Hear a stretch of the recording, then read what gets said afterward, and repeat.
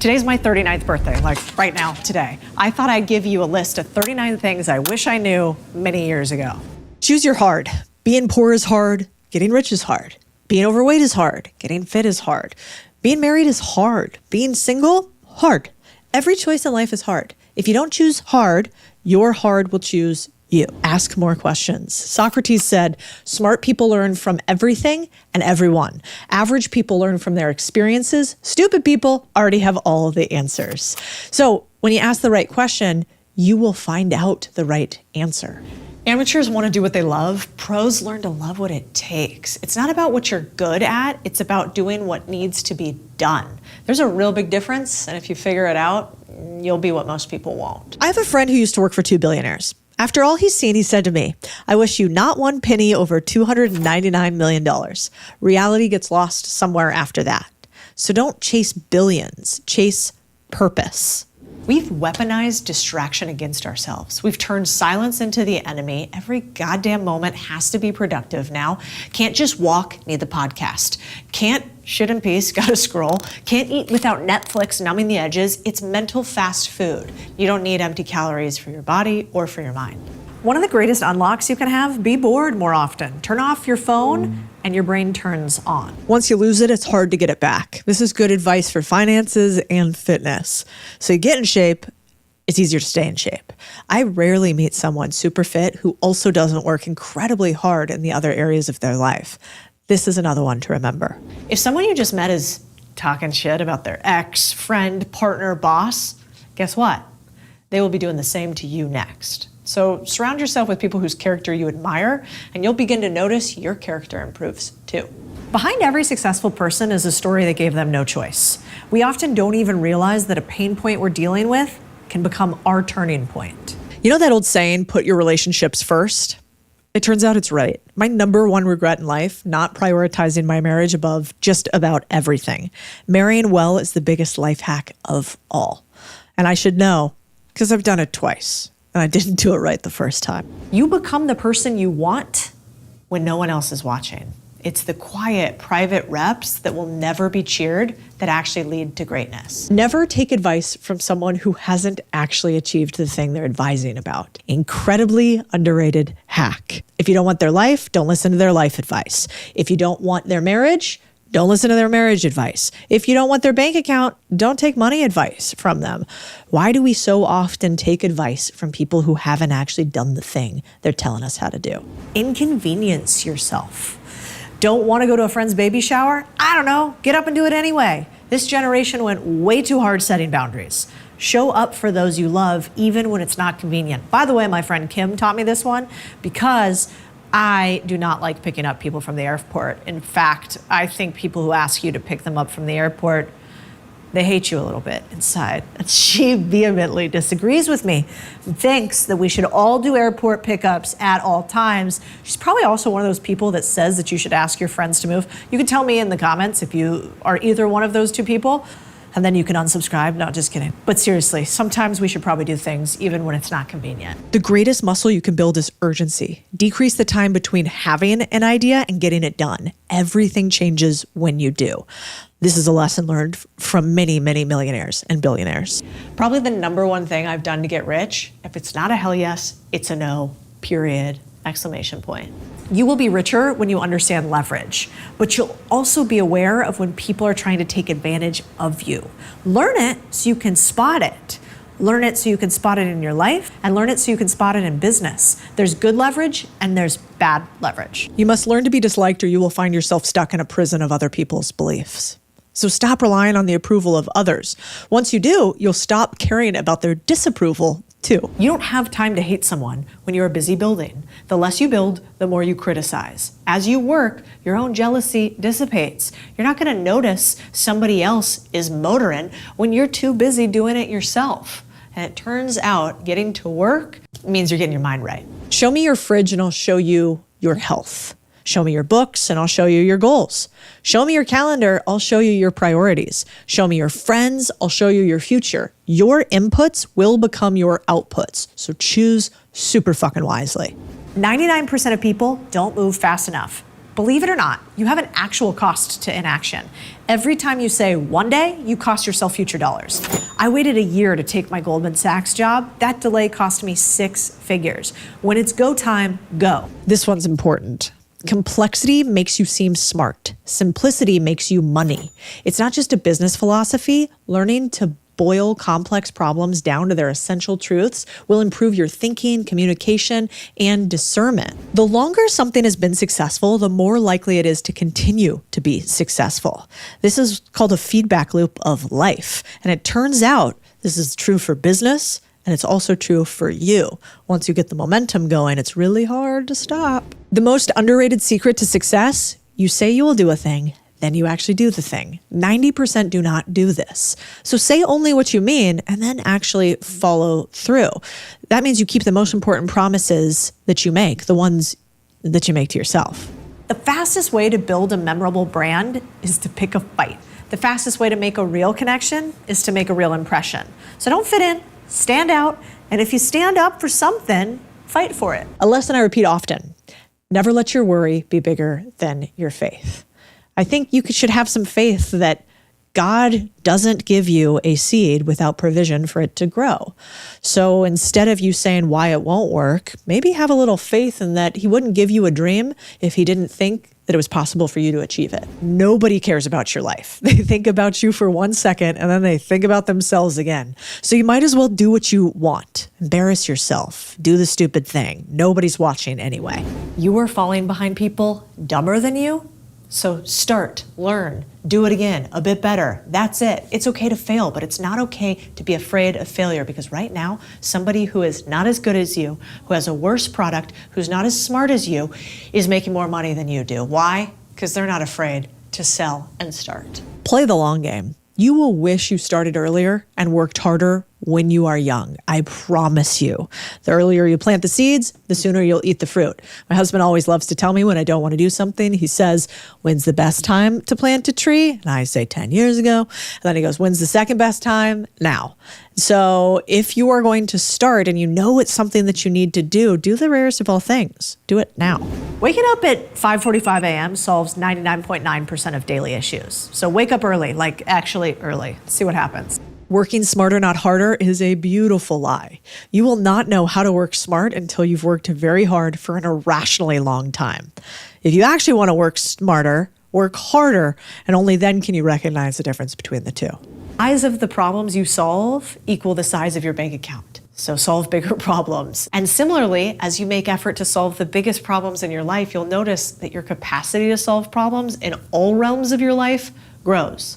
So just solve bigger problems. The smartest people I know obsess on their reputations. Do not play short-term games with your name. My favorite story from Warren Buffett is, he said, if you lose me $1, I'll forget. If you lose me 1 cent of reputation, you will be fired. And that's something I try to remember for myself. The dumbest people I know, they never stop talking. The smartest people I know never stop asking questions. The best business school? Being in business. Don't be intimidated by labels or qualifications. Just get your hands dirty and the rest will follow. Don't always trust your self-talk. Your anxiety is lying to you. You will be fine. You've already survived this far. The odds are actually already in your favor. If you're gonna do something, go big. Everyone admires courage. No one admires the timid.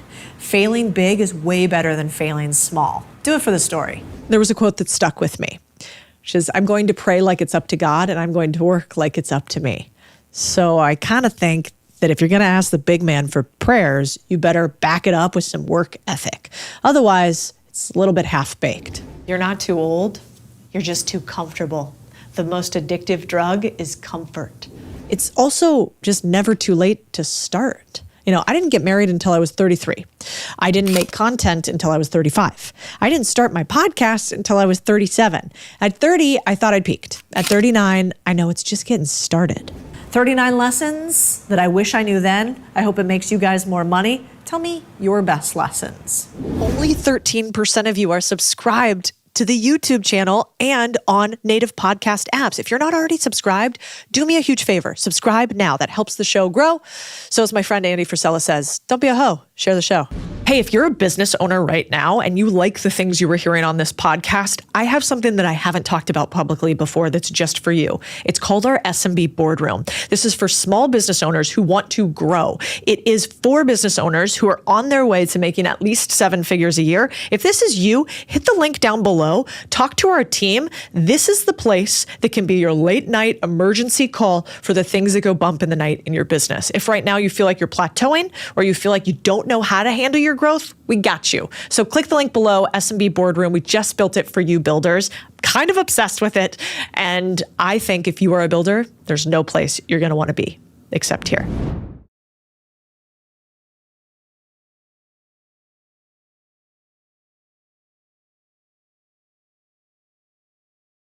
The stuff we're building now, it mediates 20% of waking life. What we think we know about AI today doesn't necessarily hold for the future. I think in this decade, for the first time ever, anyone who can think clearly, take action, and communicate their ideas will get rich. But also, we may lose more jobs than ever before, be replaced by robots and AI in ways we can't even fathom now, and potentially leave an entire generation behind. I think it's a tale of two worlds. So today I'm bringing you Brendan McCord, one of the sharpest minds in AI. What will happen to our human need to labor? I think more jobs will arise out of this growth, but there'll be unpredictable categories. It's an unknowable future. So we've become this nation that used to be owners. Now less than 10% of us own a business. And maybe there is a way that AI can help us take that back. Will people use artificial intelligence to realize a new kind of independence? Alternatively, will people use it as an autocomplete for life? Will they basically say, hey, tell me what to do? If we become a nation of order takers or sheep from artificial intelligence, it will kind of solidify this trend, whereas this is our moment to reverse it. But we're almost like a little puppet on the strings in some ways. Exactly. It's so fascinating. Hi, I'm Codie Sanchez, and this is the Big Deal Podcast. Today, I'm bringing you Brendan McCord, one of the sharpest minds in AI. Brendan's not just thinking about where AI is going, he's thinking about where we're going and how to stay human while we get there. He built not one, but 2 AI startups that got acquired for $400 million. And prior to that, he was deep within the government, where he was a founding chief architect at the Joint AI Center for the U.S. Department of Defense. He also was part of the DoD's first applied AI organizations, and he led the strategy. So both classified and public versions, to figure out how to do machine learning at the Department of Defense. Now he's working at Cosmos Institute, which he founded, and I believe he's attempting to train the next generation of philosopher builders who believe in humans and that AI should support us, not the other way around. This podcast is going to help tackle the question of what will AI kill first? Can we make money with AI? And do humans still thrive? It is a big mission. So this episode today, I think, could change your life if you listen closely. It's about tech, sure, but it's also about power, autonomy, and building a world worth living in. And so I wanted to have you on to talk about AI because it's been dominating my mind lately. And in a very neophyte, normal human, it is not part of my day-to-day that I think about AI. I own laundromats, for fuck's sake, So this is not core. And yet, even in my business, I feel this visceral fright and also excitement about what is happening in the age of AI. Microsoft fired 7,000 people, I think, recently. The CEO of Upwork sent a note that I thought was fascinating to all of his employees. I don't know if you read it. And it basically says, it does not matter if you are a programmer, designer, product manager, data scientist, lawyer, customer rep, or a finance person, AI is coming for you. If you don't make that move, you're going to be out of work, not only in our company, but also across the industry. There's not going to be demand for people who are working like there were 5 years ago. So my question to you is, what is going to happen with AI and jobs, and what will happen to our human need to labor with AI? So I think, if you're a CEO, you've got to ready your team for the future, as you see it. You don't know. I don't know, where things are headed. It's an unknowable future, but you've got to make an attempt and then get your team focused on it. And so you got to jolt them sometimes. And I see it in some of those letters where it's like, hey, this job won't exist. But I think underneath that is probably a lot more positive story. In other words, you sort of have to separate the work of the CEO to wrest attention to this and say stop doing the thing the way you were doing the thing and start really taking this seriously from the underlying mechanic. And the way I kind of visualize it is like the economy is going to grow, and it's going to be this like, growing sphere that on the surface will have all sorts of cracks, and all sorts of like tectonic relocations and shifts and stuff like that. And so I think more jobs will arise out of this growth, but there'll be unpredictable categories of jobs. And by now, I think people have analogized this a lot to the past. But like 100 years ago, we had an 80% agrarian economy. We were like farming. And if you had told people that we would have a 1% agrarian, 1% were in agriculture, they would have been all kinds of skeptical. They would have said, well, are people not eating grains? It's like, no, we're still eating grains. Are people, just out of a job? Are they just, using leisure? No, people work pretty hard still. I mean, we have a lot more leisure hours, actually. We do have like 4 times the leisure hours as we did then. But all these categories of jobs would have arisen that had, there's a stat that, the beginning of the film industry, would people have been able to imagine that the kind of movie budget of Avatar was like more than, I don't know, the GDP of the United States. I mean, I may be like a little bit wrong on that, but like the growth is just staggering and weird, and we don't realize. But another way to think about it is that like the bottlenecks have shifted over time. They were like muscle in a lot of the earlier economies. They were then like clerical work or repetitious work in others. And now there are things like maybe compute, right? Like when, my friend is building Stargate here, actually with Crusoe, and like they're rushing to build this because there's like literally not enough compute. Explain what Stargate is for anybody that doesn't know. Yes, Stargate is this like kind of like epic scale project to build massive data center that can train the next generation of AI. The whole idea here is based on, just like we had Moore's Law, like people will be familiar with Moore's Law, as a way to describe how chips advance over time, how they get denser and better. We have this thing called scaling laws, where AI, we can throw more compute at it, and we get a bit, we get more performance, and we think that we can reliably predict that trajectory. And so what that does is it means that like CFOs and venture investors can invest ahead of that. They can say, look, I don't know what the next generation looks like, but I know we need $1 billion data center and a $10 billion data center, and on and on and on. And so they're building it really quickly. And by the time it's built, they're going to need to build a bigger one, right? And so these are new bottlenecks that require a huge amount of jobs, a huge amount of like labor content. And so figuring out sort of where those bottlenecks are, that's an important thing.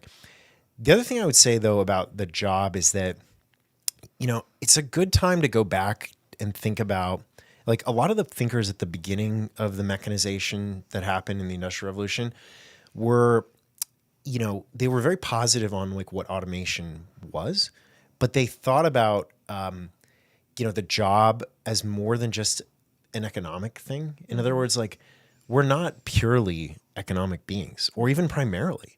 Like we do need work, we do need food, we need like, material comfort, or we seek it at least. But like the job, I mean, it's clearly something more about like self architecture or becoming. Like we develop through the work that we do. And so this is I think mindset shift that probably is necessary to sort of think less about the narrow, sort of definition of what a job entails. Yeah. Well, there's 2 things I want to double tap there. I saw this image the other day that I thought was so fascinating. I actually didn't realize it happened this fast, because I was thinking, well, how fast will AI move? Like, how fast do I need to move? What is this angst I need to have on AI? Should I be integrating it faster? And I saw this gent on the internet share a picture of Fifth Avenue in New York in 1900.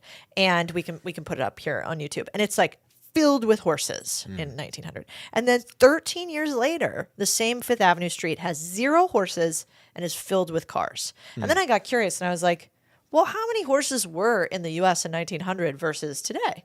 And I found it was 21 million horses in the US in 1900, and today somewhere between 6 and 9 million. Obviously, we have grown the population, human population a ton, but we've actually decreased those poor horses, replaced with cows that we now eat. And so I guess my question for you is, like, maybe it's that same question. It's how fast will this scale and move in relation to the Industrial Revolution, or even just automobiles being created? Like, instead of 13 years, is this 3 years where all the quote unquote horses are gone and replaced with AI agents? Yeah. There's a guy who writes about like technological diffusion, and he goes back to like the invention of, I'm going to say the tulip, but I don't know why a tulip would have to be invented. It's a natural thing. But I think what I mean by that is like the spread of tulips, like tulip growing. I promise he says that, otherwise it wouldn't be in my mind. But he writes about all these diffusion curves across. And like one thing you have to keep in mind is the technology, even if it's immediately available, takes a long time to like propagate. In other words, you could stop right now. Google just did its big announcement, like stop, pause, nothing else. And we would have a few decades of like very profitable, meaning like good uses of technology to just harvest, right? And why is this? Well, I think a lot of it is the government. In other words, I think that individuals are able to adapt relatively quickly. Like some things are deeply ingrained. And so my parents will never use AI, I'm convinced, right? And it's not because government regulation is getting in the way. But for many of us, we have a kind of plasticity. We've grown up in an environment where we expect change. It's wired. So we can take hold of it pretty quickly.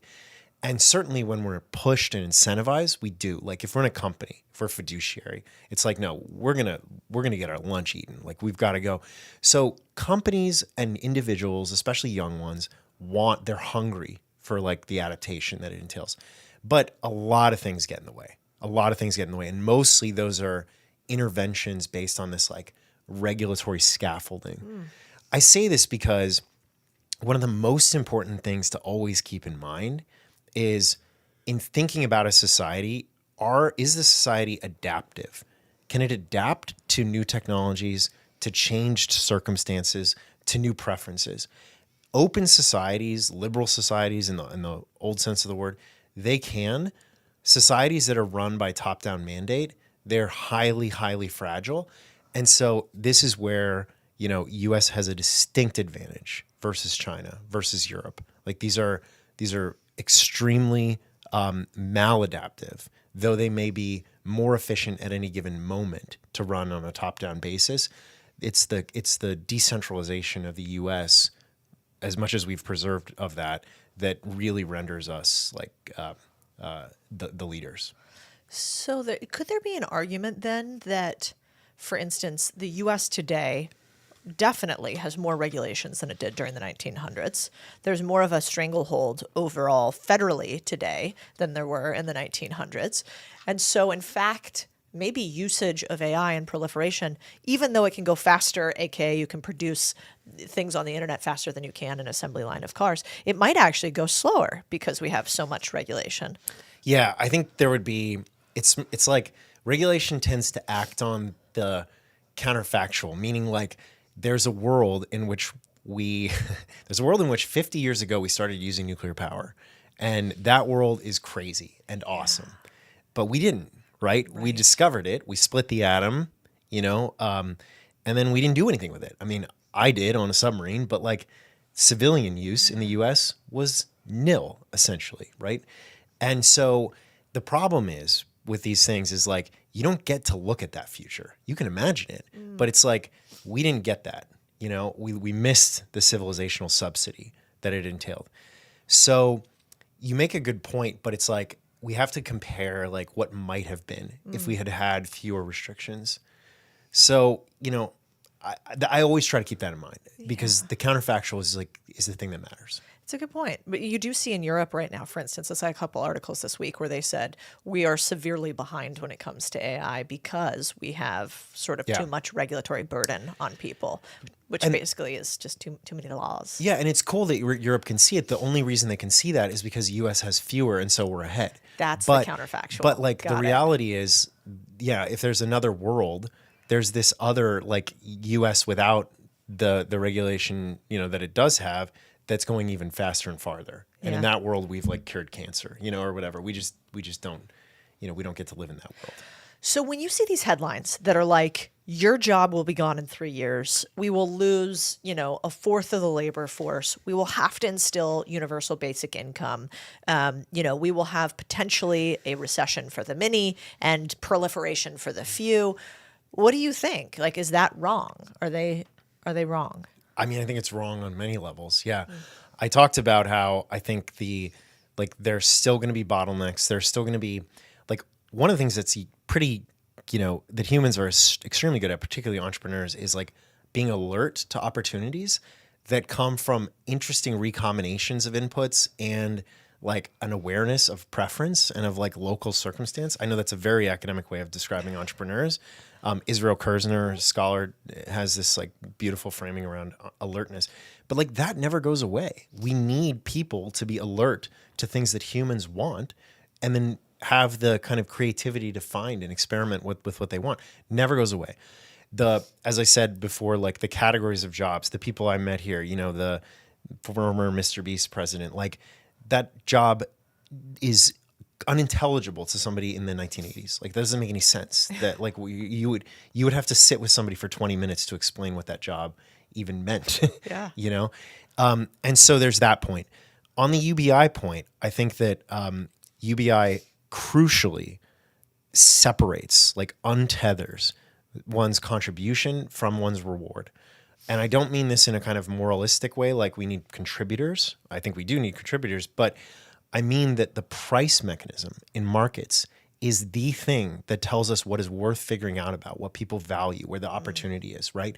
It's like a heat map that goes around and says, look, this profit pool, the only reason the profit pool exists is because there's something valuable there. People value it.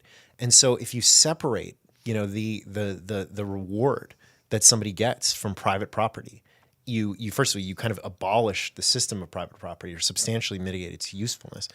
But you now have people that have no kind of need for directedness towards mutual benefit, towards helping other people.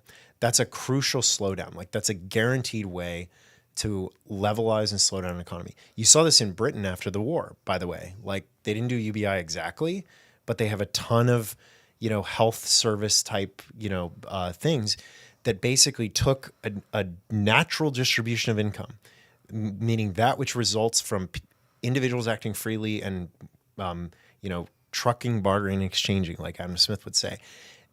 You take that distribution and you flatten it and you introduce these like kind of National Health Service style things. And what happens? The economy predictably comes to a halt. So I'm much less focused on kind of managing a distribution of income. In other words, saying like, there shouldn't be Elon Musk's and there shouldn't be this thing, and like applying a pattern that I think is right? I would reject that. I would much more prefer to work on how we create greater wealth that can be generated across a society that can help people, who live today and who will live in the future. The wealth question is the more important one. Yeah. I also think it's interesting because when you go back to history, there's really not great examples that I can think of, and you are much better on this than I am, of when you go back through history and technology came and it eviscerated opportunity and, decreased a population's ability to earn and work. Mm-hmm. But you have example after example of the opposite. And so my case against UBI has always been, well, one, fundamentally, I think that purpose and labor is like uniquely human and it makes us happy. And that would be like an Arthur Brooksism that, without that, we're not very happy, in fact. But simultaneously, there don't seem to be very many examples, or counter me here. Are there very many examples where technology was introduced and it became worse for society to earn. Now, you could make the argument tech could make us less happy, which you could say social media did in some ways. But like, has that ever happened through history? Yeah. So locally, it has, right? So if you have like a group, a community, a region of, I don't know, Indonesia that's set up around the sewing machine, like that's what they do. They produce clothing, textiles, they sew. That's what they've been trained on. And then you have an automated sewing machine that can do that.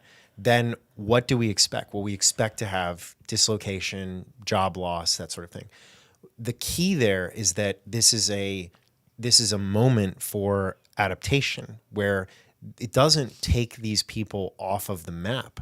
What it means is that the next thing that they need to do is now in view, or get kind of motivation to figure out what that next thing is. So we're a highly dynamical system. Like we're constantly adapting, and every opportunity that technology obviates for the individual, meaning everything that technology can handle with automation, simply opens up a new frontier. That's what I hear when I see the CEOs saying, hey, this thing, your job as you know it is over.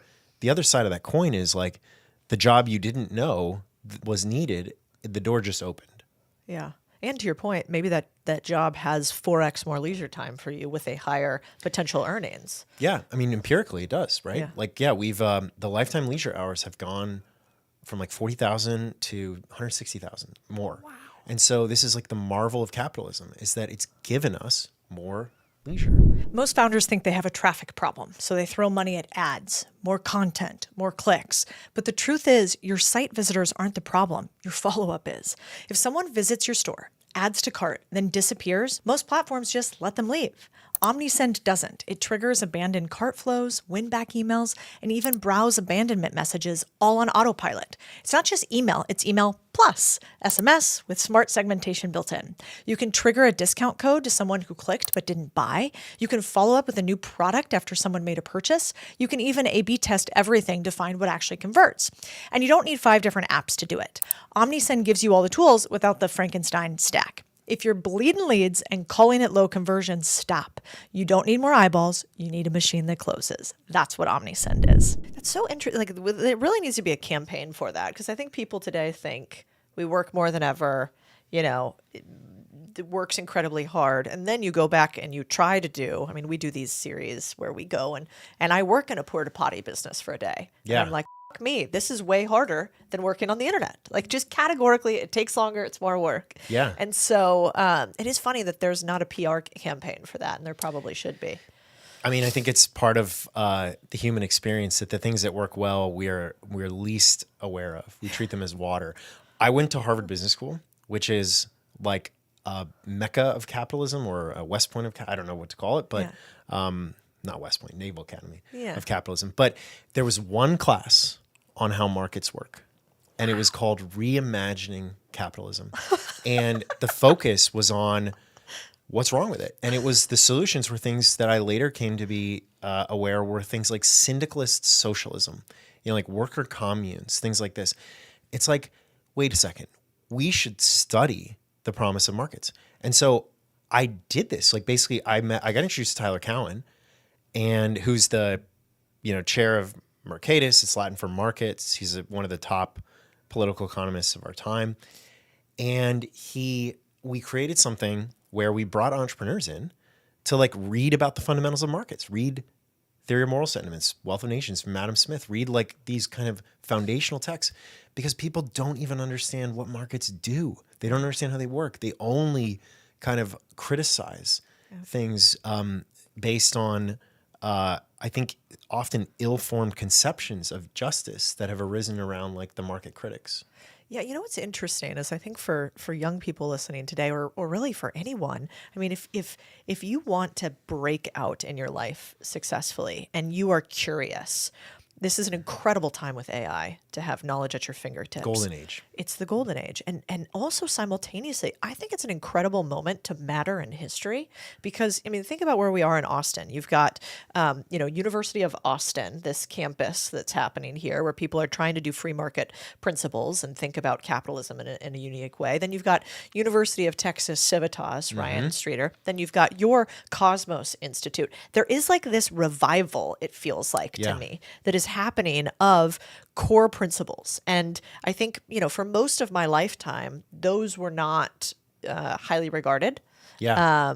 And, had been under attack in some ways. So I also think it's interesting for young people. Like if you want to find a group of people who really care about laboring and production and who will tell you that like when you get lost in that thing that you're so obsessed with that you lose track of time, that's okay and beautiful. This is like a really cool time to do that. Yeah. And I guess there's Can one. I just say one thing about please. that? So actually a couple things, but I'll say them quickly. So one is like, I thought of another thing on the reading list. Yeah. Immanuel Kant wrote, "What is enlightenment?" And he channels Horace, I think, when he says in Latin, dare to know and have the courage to use your own understanding. This is such a profound thing. Like this was the Enlightenment project. He was reflecting on, we always talk about like the Enlightenment. He writes this like definitive reflection on what the Enlightenment was. And it was like, we previously would be told by our betters what to do in an aristocracy or in a monarchy, Now it's like we have the courage to use our own knowledge. You made me think of this when you thought about like when we talked about people who are curious using AI systems, like my 3 and 5-year-old, it is a golden age for them to figure out. My 5-year-old wants to learn gardening. She literally can go to ChatGPT and is learning how to become like a gardener. And it's like, I'm just blown away. Yep. So cool. And then I do want to talk about the Austin scene because I actually do think that's pretty powerful. People will know this, but like that Enlightenment thing, it happened in coffee houses in Edinburgh. The Greeks met at the Agora, right? The French, like we talked about salons now, the Parisian salon. And so at every moment there's this like, there seems to be this need to like get together, bump into one another, work on projects. And yeah, the ones you mentioned in Austin are really special. I would say Austin, I'm bullish on its ability to become, not only a great startup hub. I think it's like probably fifth best startup hub in the U.S. and therefore the world. But I think I'm even more bullish on its ability to like fuse the kind of entrepreneurial mindset with deeper thinking about the goals that technology might serve, like the ends of technology. My pithy way of saying it, because I care a lot about human autonomy. I think this is like a really critical thing that I'm trying to raise awareness on, is like we can be the capital of autonomy. That means autonomous systems, like what Elon Musk is building and all, but also this philosophical conception of what it means to be an autonomous human being. Yeah, well, I mean, you're so right. I mean, even Silicon Valley, right? That was sort of the center of the internet for so long. And it's arguably still is in some ways, but in some ways isn't any longer. Yeah. And so, yeah, if you want to play a game, go where the game is played. And so I think if you believe in sovereignty and, the power of the individual and the human, Austin's an incredible place for that. And what's interesting is a lot of those cities, they weren't like major thoroughfares that would become the New Yorks and the San Franciscos of the world. Yeah. I mean, there was also, Amsterdam, when you come to like base level free market principle thinking, that happened in Amsterdam salons too. Yeah. And so, it kind of takes me to one of your points that I thought was so interesting.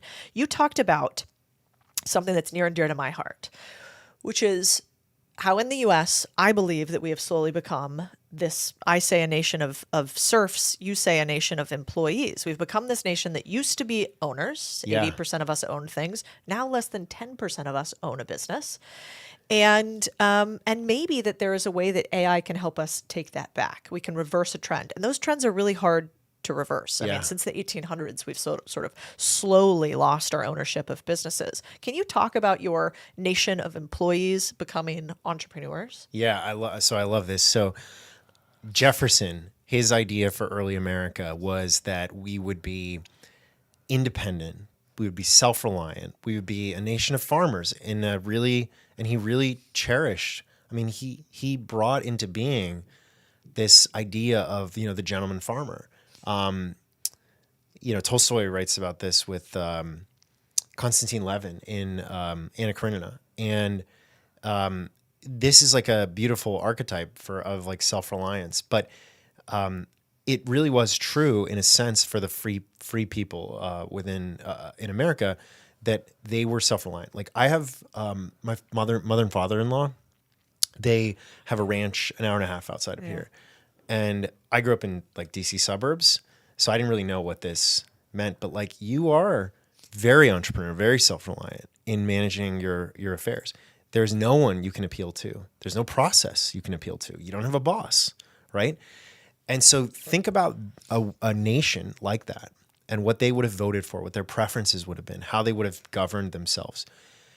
Now think about a world in which like 10% of us are self-employed entrepreneurs, whatever it is, and most of us are spending all day, every day, listening to a boss, following a process, kind of turning our mind off, that sort of thing.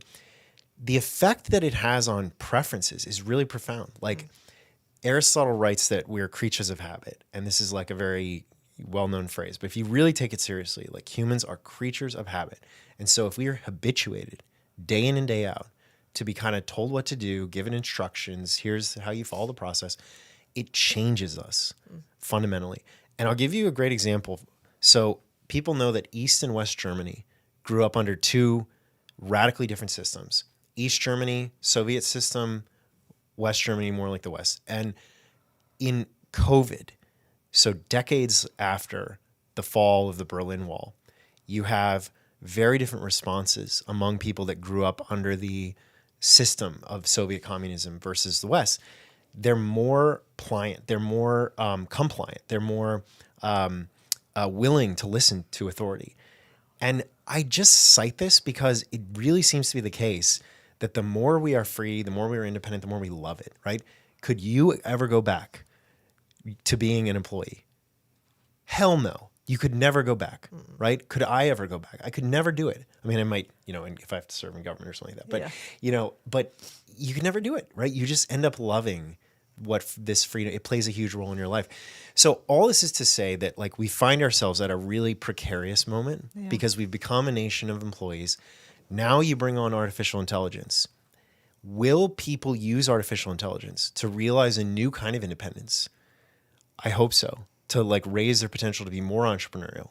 I think that's the hope. Alternatively, will people use it as an autocomplete for life? Will they basically say, hey, tell me what to do? Oof. And I worry that at the top labs, the AI labs that are really driving this, a lot of people behind closed doors believe that we should in fact do that, that we're being foolish rebels if we don't listen to artificial intelligence tell us what to do. They're missing something that's fundamental to human flourishing. You can tell I'm passionate about this. And so if we become, a nation of like order takers or sheep from artificial intelligence, it will kind of solidify this trend. Whereas this is our moment to reverse it. Wow, it's so fascinating. It kind of takes me to a point I was thinking about before with you, which is Elon Musk, I heard him say that who develops AI and the principles they follow will decide whether AI becomes the best or the worst thing to happen to humanity. And so what role does human judgment or the people who are determining our AI play in what eventually comes into our hands? Yeah, I think it's everything. So I'll give you some examples. Like if you look at past revolutions, so the printing revolution is a big one. And I think about we were talking about early America, so I'll stick on that. So Benjamin Franklin was a master printer. He came 200 years after Gutenberg, but he took the printing press and he took an Enlightenment idea that knowledge should not be controlled by the church. It should not be controlled by the state. And he built a lending library and a network of independent publishers. Yeah. After Franklin, Joseph Goebbels, the Reich Minister of Propaganda, took the same technology, again, another 200 years, and twisted it into a system of mass manipulation. So propagandized, the country, consolidated around the Nazi party vision. This just highlights for me that like the technology was not different. Like what Franklin was doing with his independent publishers and what Goebbels was doing in kind of like corralling all the news, same technology, right? Enormous difference. One built for freedom, the other built for control. You see this, just to give another example, like the inventors of the World Wide Web, of the internet, Tim Berners-Lee as one example, really had like openness at the core, decentralization. That was like a major, major philosophical position they went into it with. They wanted the internet to grow discourse. China, in its Great Firewall, used that same internet technology as a way of saying, aha, we can now control what billions of people see. We can create a conformist state that consolidates and sustains power. So I think Elon's right. I think you need to have people that are focused on the human goods, focused on key ideas that underpin the West, building these systems. And if you don't have that, you're going to have one of the most perfect systems of control ever delivered to human society. Well, I think that's why what you're doing at the Cosmos Institute is so important, to give you a little plug here. But there's two things I think are fascinating about the Cosmos Institute. One is your speed to action. Like I have just found with everyone that I've met that is successful, the faster you move, it seems like the more money you make over time. Like the fastest people I know are often the most successful. And I think that's counterintuitive, because when we're young, we're told like, be careful, don't take risk. You know, what if you fail, blah, blah, blah. And yet all of my friends who are quite successful, they move incredibly fast. And so I think, how long has the Cosmos Institute been around now? We're now like a year and a half. Okay. Yeah. So a year and a half from zero idea, basically, to, and then you can explain where you're at today with having done grants for a ton of AI entrepreneurs and kind of coming up with this huge idea of, we want to create the next generation of philosopher builders, let's say. Yeah. So let's talk about this. And you know, for the people listening, what I want you to think about is like, when you have like a big, huge, ridiculous idea, how can you move fast on it? And how can you get inspired by somebody who is like, I don't want to just, not that there's just, but I don't want to just create the next AI company. I want to force function change how all AI companies are built by providing a platform for everyone and a thesis, and then rallying some of the biggest names in the world around it. Yeah. So can you talk about that a lot? You should be our pitch person. So what we saw, we think we need more Franklins, right? We need more philosopher builders like Franklin who can take ideas about human flourishing and actually use that to inspire what they build, right? The stuff we're building now, mind-blowing statistic, but it mediates, meaning AI mediates 20% of waking life. So this is very, very serious in terms of being the kind of hidden structure of civilization, of human thought. And by mediates, you mean it takes up about 20% of our waking hours. Yeah, or like the form, information. Or directs it. Yeah, exactly. It guides it, the information you see. You know, it's not always you don't perceptible. even realize, but we're almost like a little puppet on a strings in some ways, manipulated by AI for good, bad, or of our own will. Exactly. And so it just plays a massive, massive role now and in the future. That number is not going to go down, right? And so more important than ever, like this is a moment when philosophy matters and when the builders matter. So we said, okay, that must be so, that we need a new kind of technologist. How do we get them, right?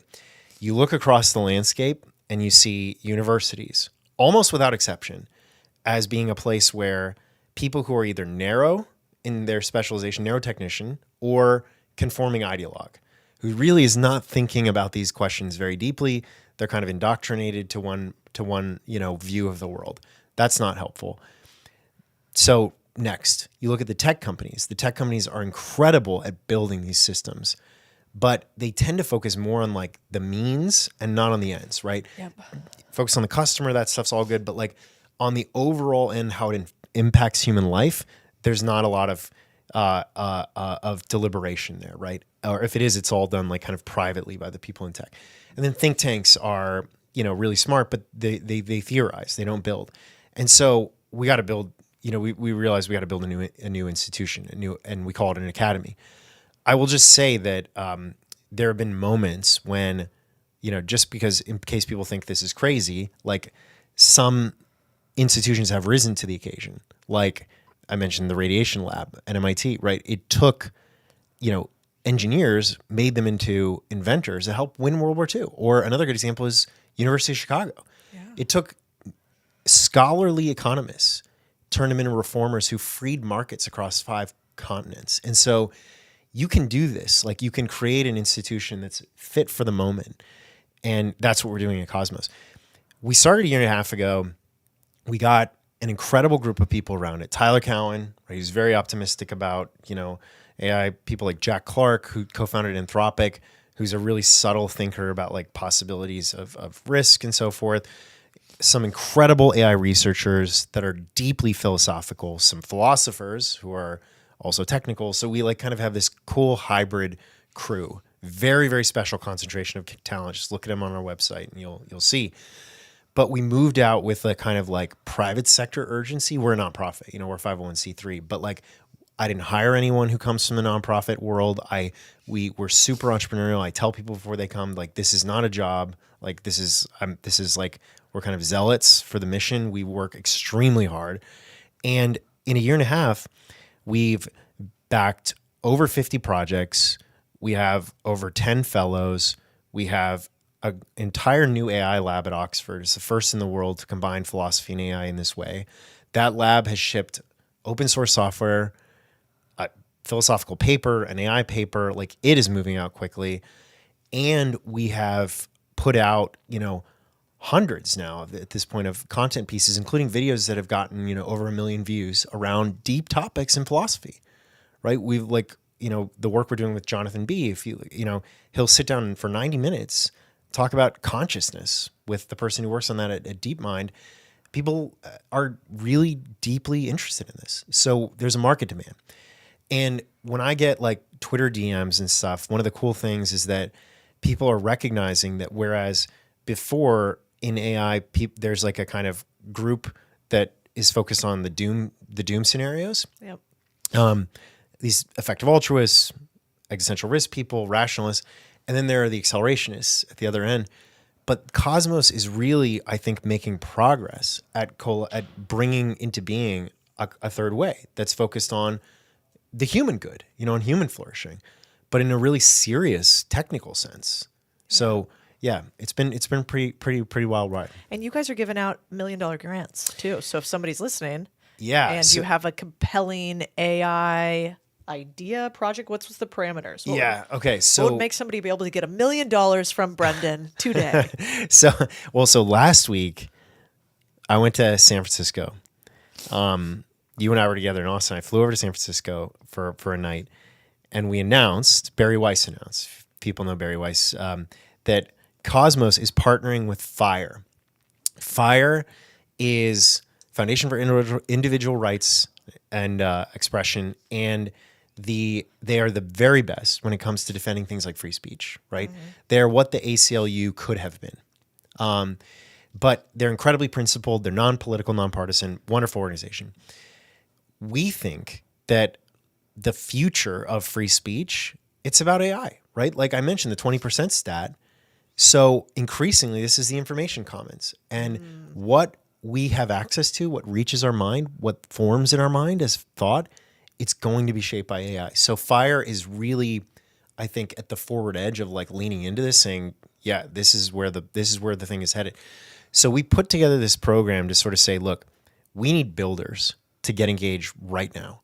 And we need them to build stuff, particularly open source stuff, right? Because we want to build things that maybe wouldn't have naturally been built at a company. Yep.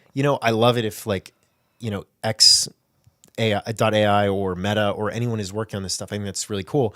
But we want to kind of motivate the independent builders to create systems that promote truth seeking. Yep. And what we mean by that is, in order to discover truth, in order to kind of have truth matter in our lives, you have to have a clash of ideas. John Stuart Mill tells us this, chapter 2 of On Liberty. You've got to have this contestation, this clash. And in order to really think deeply and develop insights that move away from falsity, you have to ask good questions. In both cases, there are problems with AI today in terms of the extent to which you get to see and encounter these minority views or these, provocative views. and in terms of how much it tends to make us want to ask questions. So we want to get ahead of that. And we've already seen, 50 applicants. We just announced it like a couple days ago, but I've seen 50 people apply. There's a lot of demand for this, I think. We're going to do a hackathon next week in San Francisco. We're going to be out there a lot. We'll do some in Austin. So we're building a movement around this because AI is the place where free thought and expression, converges with technology. Yeah, I was thinking about it too, to go back to Elon again. But, he said AI is a fundamental risk to the existence of human civilization. And he's also said if AI has a goal and humanity just happens to be in the way, it will destroy humanity as a matter of course without even thinking about it. It's just like if we're building a road and an anthill just happens to be in the way. We don't hate ants, we're just building a road. And so I think a lot of what you're doing is trying to make sure that AI serves humanity and doesn't dominate it.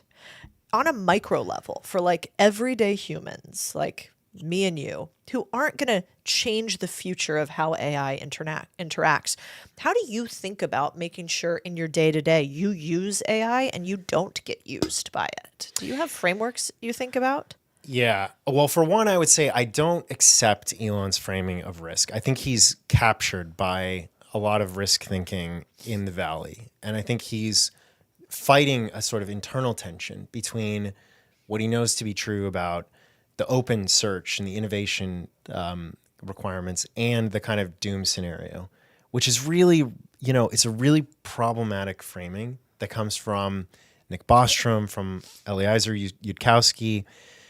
We don't have to get into it too much, but essentially the argument goes like this. Like, it's essentially the case that they say, the likelihood that AI will destroy us is a probability between 0 and 1. And you're kind of like, okay, yeah, well, kind of all probabilities are in this world, right? It would violate the laws of epistemology for it to be otherwise. And by the way, if it destroys us, then that's negative infinity utility. This group talks about utility quite a lot. And so it crushes us in terms of like whatever future well-being we'd have. And it's a negative infinity kind of disutility event. And so very small number times negative infinity is negative infinity. Thus, we have to do whatever it takes to stop AI. We have to pause. We have to bomb data centers. Oof. I mean, there's a guy just got let go from the Center for AI Safety because they found a podcast of him saying we should like attack tech companies, not to kill them, but to destroy their facilities, destroy their property. So this is an extremely radical movement, and the axioms, like the assumptions, the premises, are wrong in my view. And so the sort of object level argument that follows from this, or like the deduction from these axioms, then is all kinds of problematic. And so I would say Elon has caught a little bit of that, and he's kind of moved out of that thinking a little bit, but it's still kind of problematically in the background. Anyway, the question was more about like, what do I actually worry about, right? It's yeah, and like, how do you as a normal person deal with this in your day to day? On one hand, if you don't use AI, you'll be left behind. Yeah. On the other hand, what if AI starts to control you? So how do you create personal boundaries on it, basically? Okay. So I think that's really good framing, actually. So it's kind of a Scylla and Charybdis effect, where the world is very complex. Like Vannevar Bush wrote an essay called "As We May Think" in the middle of the 20th century about how we were going to experience this like mountain of information, and we needed something like the computer. He was like writing a long time ago to handle it. And so I think this is a key fact: is like the world is complicated. There's a lot of information. If we don't use AI, we will simply be left behind. I think we have to like embrace that fact. Like, it's not optional. You could live a kind of a life like Thoreau, and like in the woods, I guess. But for us who want to be part of civilization, we have to use AI. Okay. Then the question becomes, how do we use it to achieve our goals while not having a kind of erosion? I'll talk about like what that means. I would frame it as the debate between agency and autonomy. Mm-hmm. And for most listeners, they'll be like, well, those are the same thing. Like, why are you talking about these? They're not the same thing. And I'll try to illustrate it this way, which is agency is about if you have, and by the way, I think that people get this wrong because agency is a very popular word in 2025. I think people are talking about it slightly wrong. The philosophical definition, I would say, is like means ends effectiveness. What I mean by that is for a given end, so for a given goal, end means goal, right? Can you select the means to achieve that goal? So can you kind of push the button? If the goal is like cause the thing to go, I don't know what thing we're talking about here, but can you push the button? Can you? I want to increase my sales. Can I have more sales calls? Yeah. Can you have more sales calls? Exactly. That's a good one. So it's like a narrow instrumental choice based on a predefined end. And autonomy is something deeper, thicker. It's can we deliberate on the end in the first place? Yeah. So can we effectively select our own ends? And are they really our own? And an example with AI that comes up is if you're only ever shown a couple of choices and something externally engineers the choice, right? Sometimes people call this nudging, is when you set a default or you manipulate a choice architecture. Sure. Like that may be all you see. And it's very important to realize that because you may become the agent of another. Somebody else has computed that. They say, this is what I want them to do. I'm going to put in a very clever default, or I'm only going to give them these. They're going to pick the lesser of two evil, go. It's not your choice. In other words, somebody else is writing your script. And I don't mean to sound conspiratorial, but this is how a lot of these systems were designed by behavioral, experts. And so AI makes this pervasive. It makes it personalized. And here's the other really interesting fact is like humans are, when we think, it's very computationally expensive. Our brain runs on glucose. There's only so much to go around. And so what do is we automate a lot.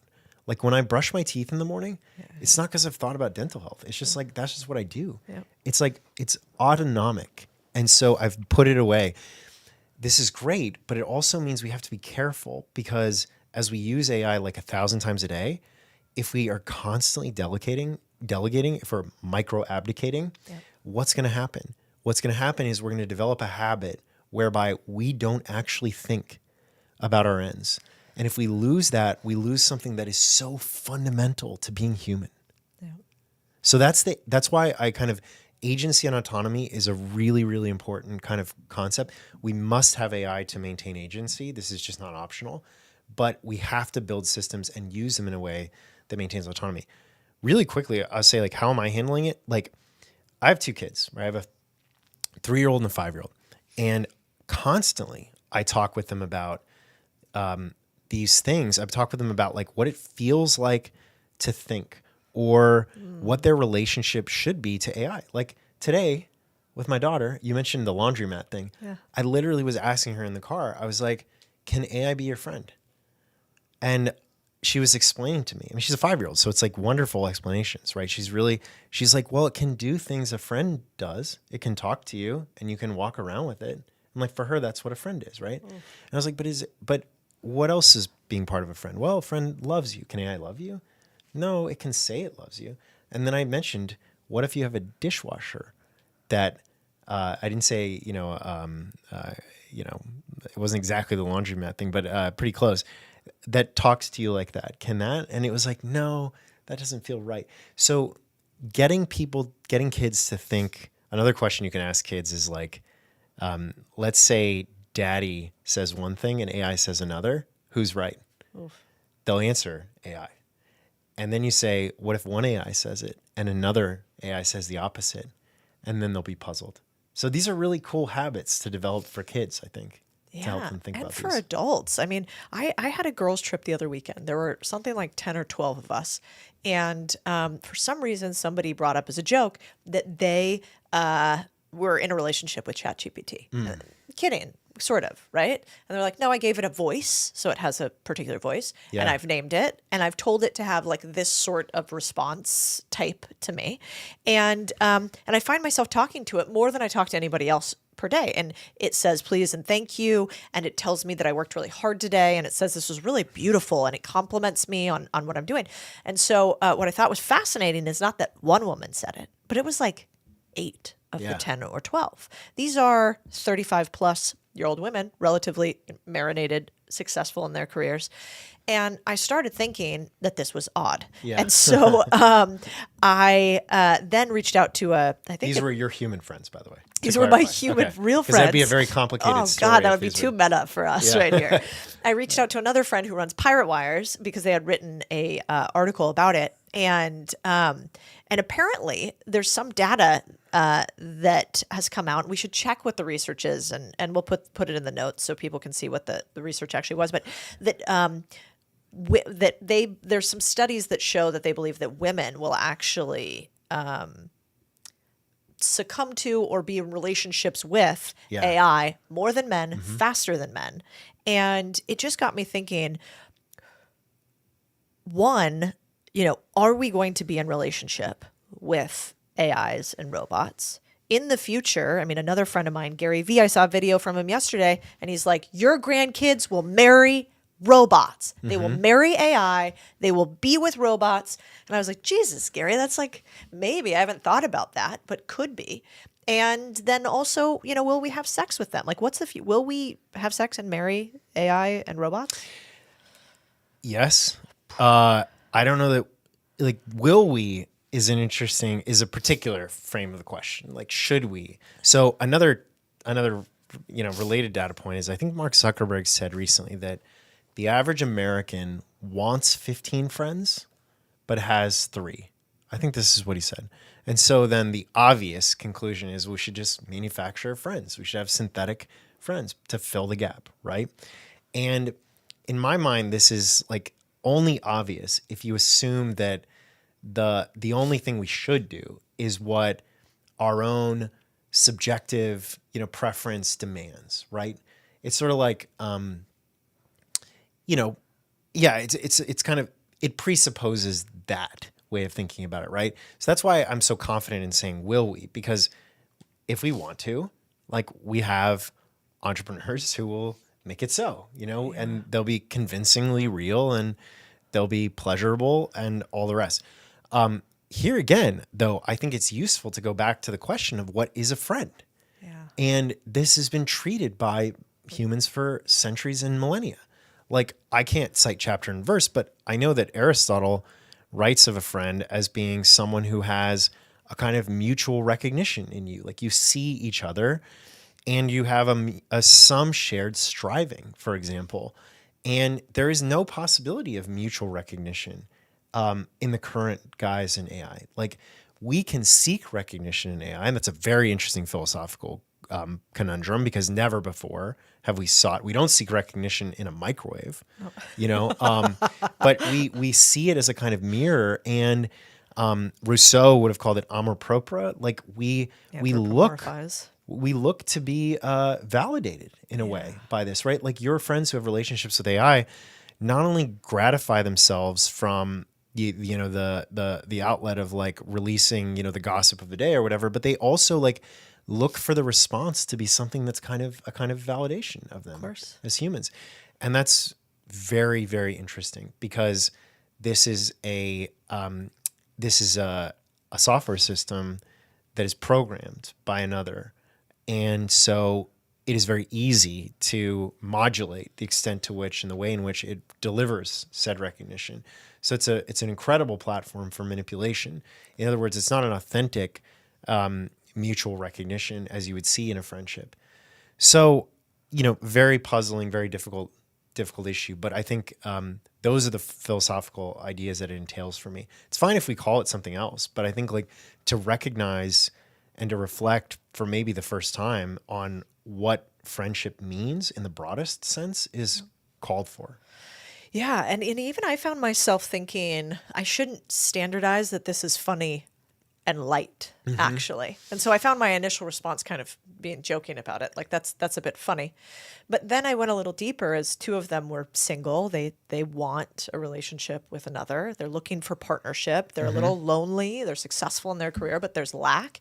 Yeah. And and so then I started to ask the questions, well, will this get you closer to the thing that you truly want, which is a human connection? And there are also studies, we were just talking about it with a doctor yesterday, showing that an orgasm through porn is like 4x less stimulating to centers of your brain as a human to human orgasm, something about skin touch, I guess. And so even if we go to like the purely self-interest of like your level of orgasm that one might want, it seems like it's shallow and not deep enough to want a friendship that is one way positive to you and doesn't have the natural friction of humanity, which actually makes us better. It makes us better. The other thing is having sex with robots is going to make us worse at democracy. And here's the connection.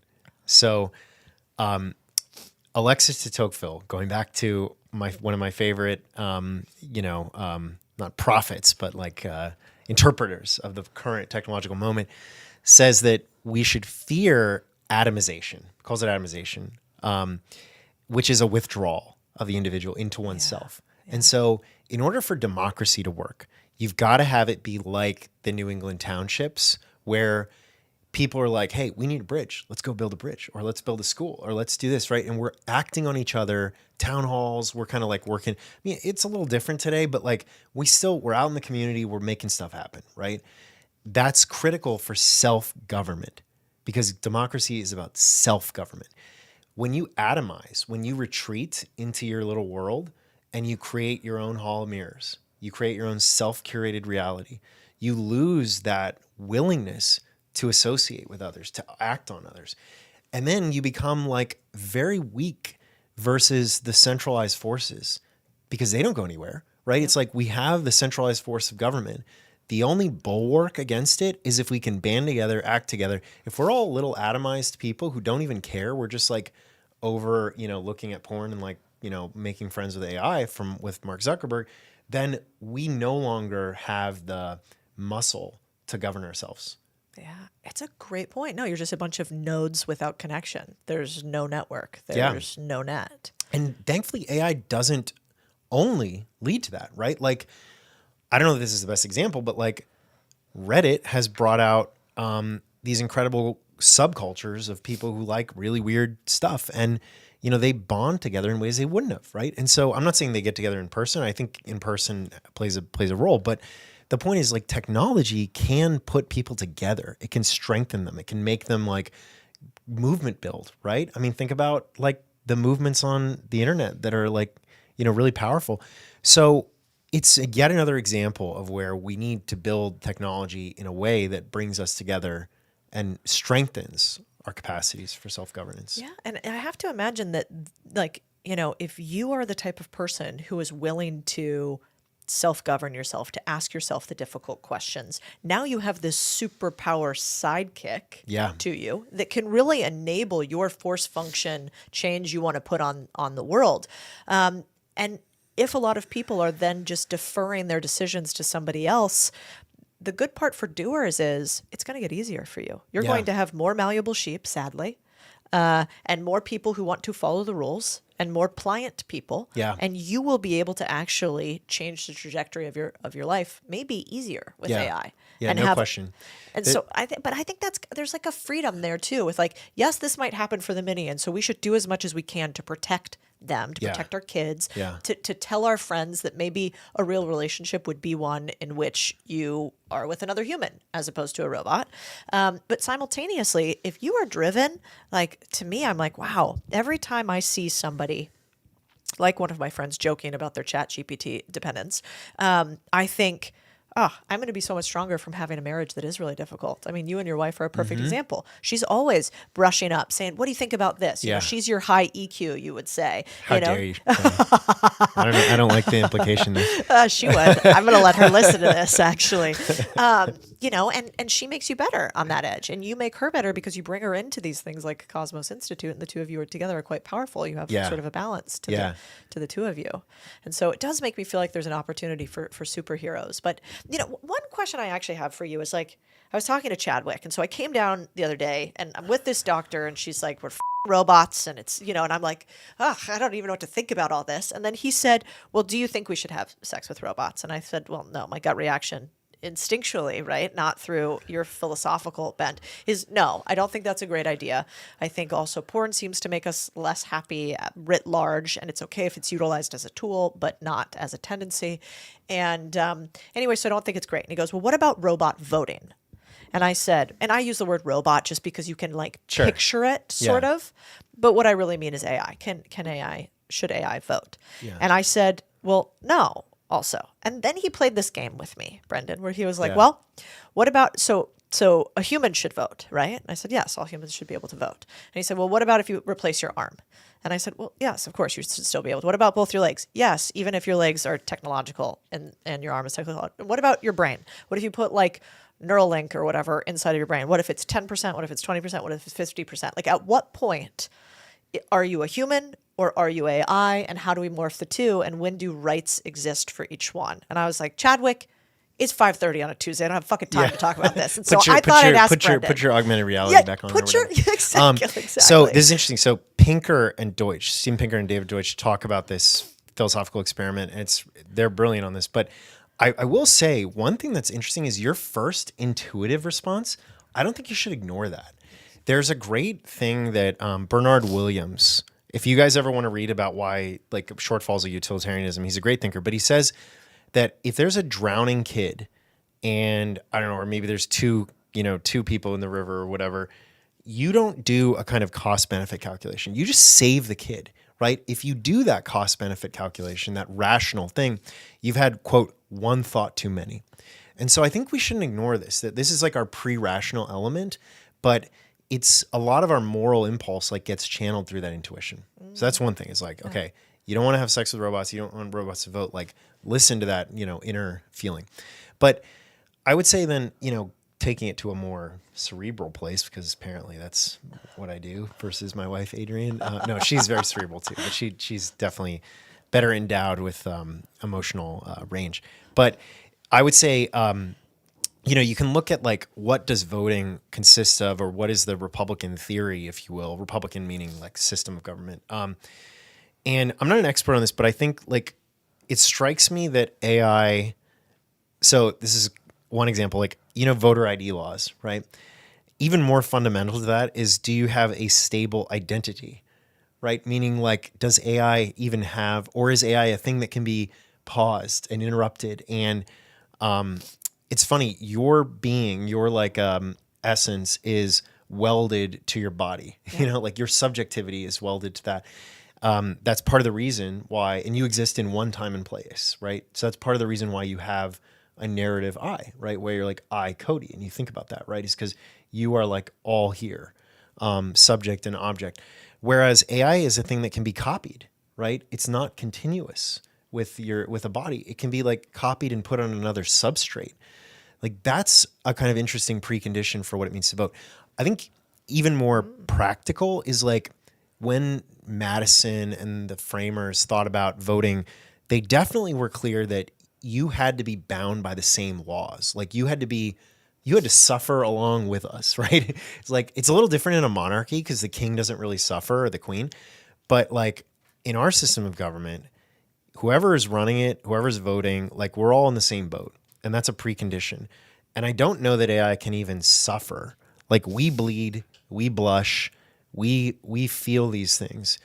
AI, if you turn it off, does it react? I don't know. So there's that. There's also, with voting, there's an epistemic requirement. What I mean by this is like my daughter can't vote. She's 5. It's because she hasn't developed her rational faculties, I mean, and like, so this is a convention, but like science does bear it out. And so you have to wonder, like AI is a lot smarter in some respects, but does it have the right like epistemic threshold for voting, for being able to decide? So those are the thoughts that come to mind. I will say the other thing that I hear a lot about is people wanting to have AI like rule them. Yeah. Do you hear this? Like basically like run the government, right? Like AI should run the government. Well, I even think about it like I have a girlfriend who is trying to get pregnant. Mm-hmm. And it's not going to work with the ChatGPT. Let me tell you how actual anatomy works. It'll sweet talk her. it'll get her ready. But Get her hot and bothered. Yeah. But she has turned one of her little AI agents into her medical doctor on ChatGPT. And every day she like does a series of things that she'll, send it a picture of her ovulation tests or her tongue for like Chinese medicine. I don't really know. And then ask for its guidance.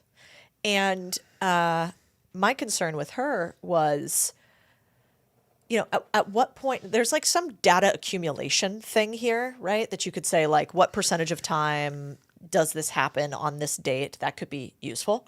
But asking purely for advice every single day from this, AI, instead of doing what women have done for centuries, which is like, you can kind of tell in your body when certain things are happening if you're super tuned in. How much does this actually do the opposite of what you want? Yeah. Which is now you've really removed yourself from your body. You've given autonomy of it to something else. And then you've taken pure guidance from an exterior force, which we even knew, with doctors, that's a dangerous game because you don't have skin in the game. You don't have the same incentive alignment. Yeah. And I think about it with what was happening in 2020 with COVID and all of that. I didn't know one way or the other what was going on with, health recommendations, but I had like some concerns, like through no bearing of medical understanding or whatever. And so because of those concerns, I thought about it critically and made some decisions that weren't standard for most people. And I did that because, I'd lived in third world countries before and was like, this feels like there are exterior forces trying to get me to do X or Y or Z. Yeah. So now common literature is that IVF is totally standardized across the industry, that it's fine for all of us to be on it, and no shame one way or the other. I've thought about doing all the things. But now she's sort of given your like base level female thing that makes us uniquely females, our ability to create life and to get pregnant. And you're giving over control of like what you should do on the daily basis to AI. And again, I had a visceral reaction to that. Yeah. So it's interesting. I've never heard it that we want to rule at the high, but I've seen it where people let it rule at the low every day. Oh man, it's really interesting. So the things that it raises for me are our relationship to expertise is an interesting question here. The other thing is information suppression. So I'll take the second one first, and then I'll come back to that. So my sister was like a champion rower. I say was, for some reason I talk about past tense. She's a year and a half older than me, doing great. But she was a champion rower in college, and yet we would have to go up and watch her get pulled off the boat after the regatta in an ambulance boat multiple times. And it's because she had what she thought was asthma. It ended up being the case that she had a rare like vocal cord thing, different from asthma, but similar symptoms. The difference is the inhaler stuff that you treat asthma with didn't really work.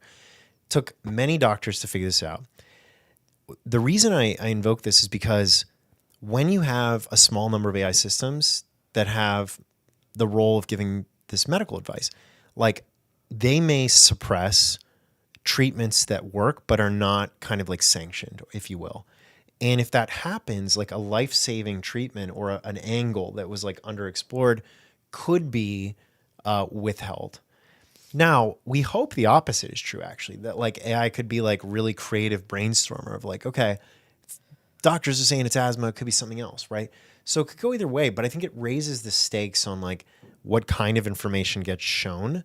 Yeah. And it causes AI companies to have to make some tough calls about like, do you show things that maybe they don't have like years of data behind them, but like they're still like worth, thinking about. The other thing I was thinking about this is like, what's our relationship with expertise? When I go to get my car worked on, I defer pretty completely to them. I don't really know how my car works that well. And so my mechanic, I'm like, you got it. You know how to do it, right? With medical care, you should be more involved. You should be more involved, but you clearly recognize that they're an expert, right? They went to medical school. They know a ton more than you do. I mean, even armed with ChatGPT, they've learned things through experience that would be, impossible to replicate otherwise. So then do you kind of defer to them? And I think this actually relates to the political question where we really want politics to be something where we can like just, give the answer to AI or give the question to AI and AI can rule us. Have you heard this story of when AI kind of ran for mayor in Wyoming? So this is kind of interesting. So a librarian named Victor Miller runs for mayor of Cheyenne, Wyoming. And he says, I'm going to run because humans have to run, but I'm going to run as the meat avatar of ChatGPT. Okay. God. So like every question that comes across my desk, I'm just going to turn around and I'm going to enter it into the computer and ChatGPT is going to give me the answer. And that's what we're going to go with. And he didn't win, which is interesting, but it's such an interesting case study. One, it's like, is it prophetic? Are we going to have AI systems that run government? Two, why did he think it could? Like what? It's an underexplored question, I think. Like, Turing was really fascinated with like, can AI imitate humans, or can computers? But there's not a lot of exploration, I think, around why do we psychologically think that this is valid? And then for me, it brings up like the failed sort of like Soviet communism or the French Revolution, where like we really thought that we could apply a kind of technocratic solution, like we could design a better way. It feels like AI will magnify the possibility of falling into that trap yet again. Yeah, it's really interesting. It kind of gets to your point on, this is slightly asymmetric, but, he prompted the AI, right? And so while AI could have determined what to do about things, he would be the one asking the questions, theoretically, right? And so now I think a lot of people like me who are normal, please. Yeah, the voting thing. That was one thing you just made me think of that. When we vote, we're not supposed to be coerced. Like, in other words, I can't be like putting a gun in your back when you go to the voting booth and be like, vote for so-and-so. But you think about how AI works. Like, we prompt it, we program it. And so AI can't vote freely. In other words, like it is coerced by virtue of like its very design. So this is another important reason why I think AI can't vote is like it would actually have to be able to like freely act. I mean, it gets into like, the Kantian requirements for autonomy. Like it would have to be able to freely discover these things. So I don't want to throw you off, but that's another I like that, but that's requirement. That's going to make me sound smart with my friends when I use that as the third requirement. That's going to be, I won't quote you either. I'm just going to, and anybody else you can steal his homework too. The thing that I was thinking about is like, now we're normal people are starting to understand this term of prompting. That's when you ask, your AI or ChatGPT something that you need. And for a while there, it was like, there's going to be a future where there's prompt engineers, right? And those are the people who know how to properly prompt something in order to get the answer. Then I was listening to the CEO of Replit the other day, who was basically saying, we think of prompting as a bug, not a feature. That like in the future, we actually want our AI to be able to guess what you want, like guess what the outcomes could be, and then do it for you. And one, I wanted to know your thoughts on that. And then two, he was talking about AI agents. So kind of maybe you can explain it in an easier way, but how I would think about it is like AI, but actually able to finish a job. So like a little AI laborer potentially for you. And he talked about how there's studies now that show that right now, like we ran a video. It was really interesting. We did a YouTube video where we said, can AI start a business, complete the business, and then actually make money for me completely, like in a full cycle? Can it do it? And the long short of it was absolutely not. It like 40% maybe max, and 60% still human intervention, but it's very early. And so the idea was the simplest business of all time, Facebook Marketplace. Like, can I grab something for sale on Facebook Marketplace, have robots, aka things like Waymo, pick it up, drop it off at a location, transfer money between those two people. So like I never have to touch anything. The AI could basically run this entire business. Not there yet, but like 40% is not nothing, actually. Yeah. And the problem is often that AI couldn't keep running, right? Like it had amount of time in which you had to re-engage with ChatGPT in order for that, right? And so Replit CEO was saying that right now AI can sort of operate for 3 to 30 minutes max, but in the future the research seems to show that every 7 months, it sort of doubles the amount that it can operate. Yeah. And so I guess my question for you is, do you think that will be what is in the future, where AI will like guess what we want, create it, do it for us? And then how far away is it before it's doing 8-hour tasks for us, like an employee, continuously without much intervention? Yeah. So I love both parts of the question, because I think they raise really important tensions. And the summary of this is, I want to own my own questions and I want to own my own preferences. I'll unpack that for a second. So in the first case, Replit CEO wants it to be the case that AI is smart enough to know either what you're going to prompt or to minimize the need for you to do successive prompting, right? Like often we prompt and then it's like, no, like this is what I meant, or, like that, right? So as something gets smarter, it plausibly eliminates that chattiness that we need to have. But the tension is that me asking the question, like that is something I must hold on to, like to even be able to retain my autonomy as a human. Like it's so fundamental that I have to be able to ask questions, not just in front of a computer, but in all parts of my life. I have to ask questions, big questions like, what is the good life? Small questions like, what am I going to get for breakfast this morning? I have to own those questions.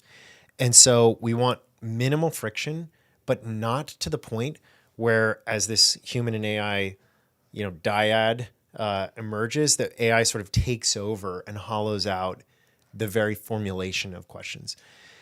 On the side of the business side, you mentioned like, will AI predict our preferences and stuff like that? I think definitely yes, it will try to do that.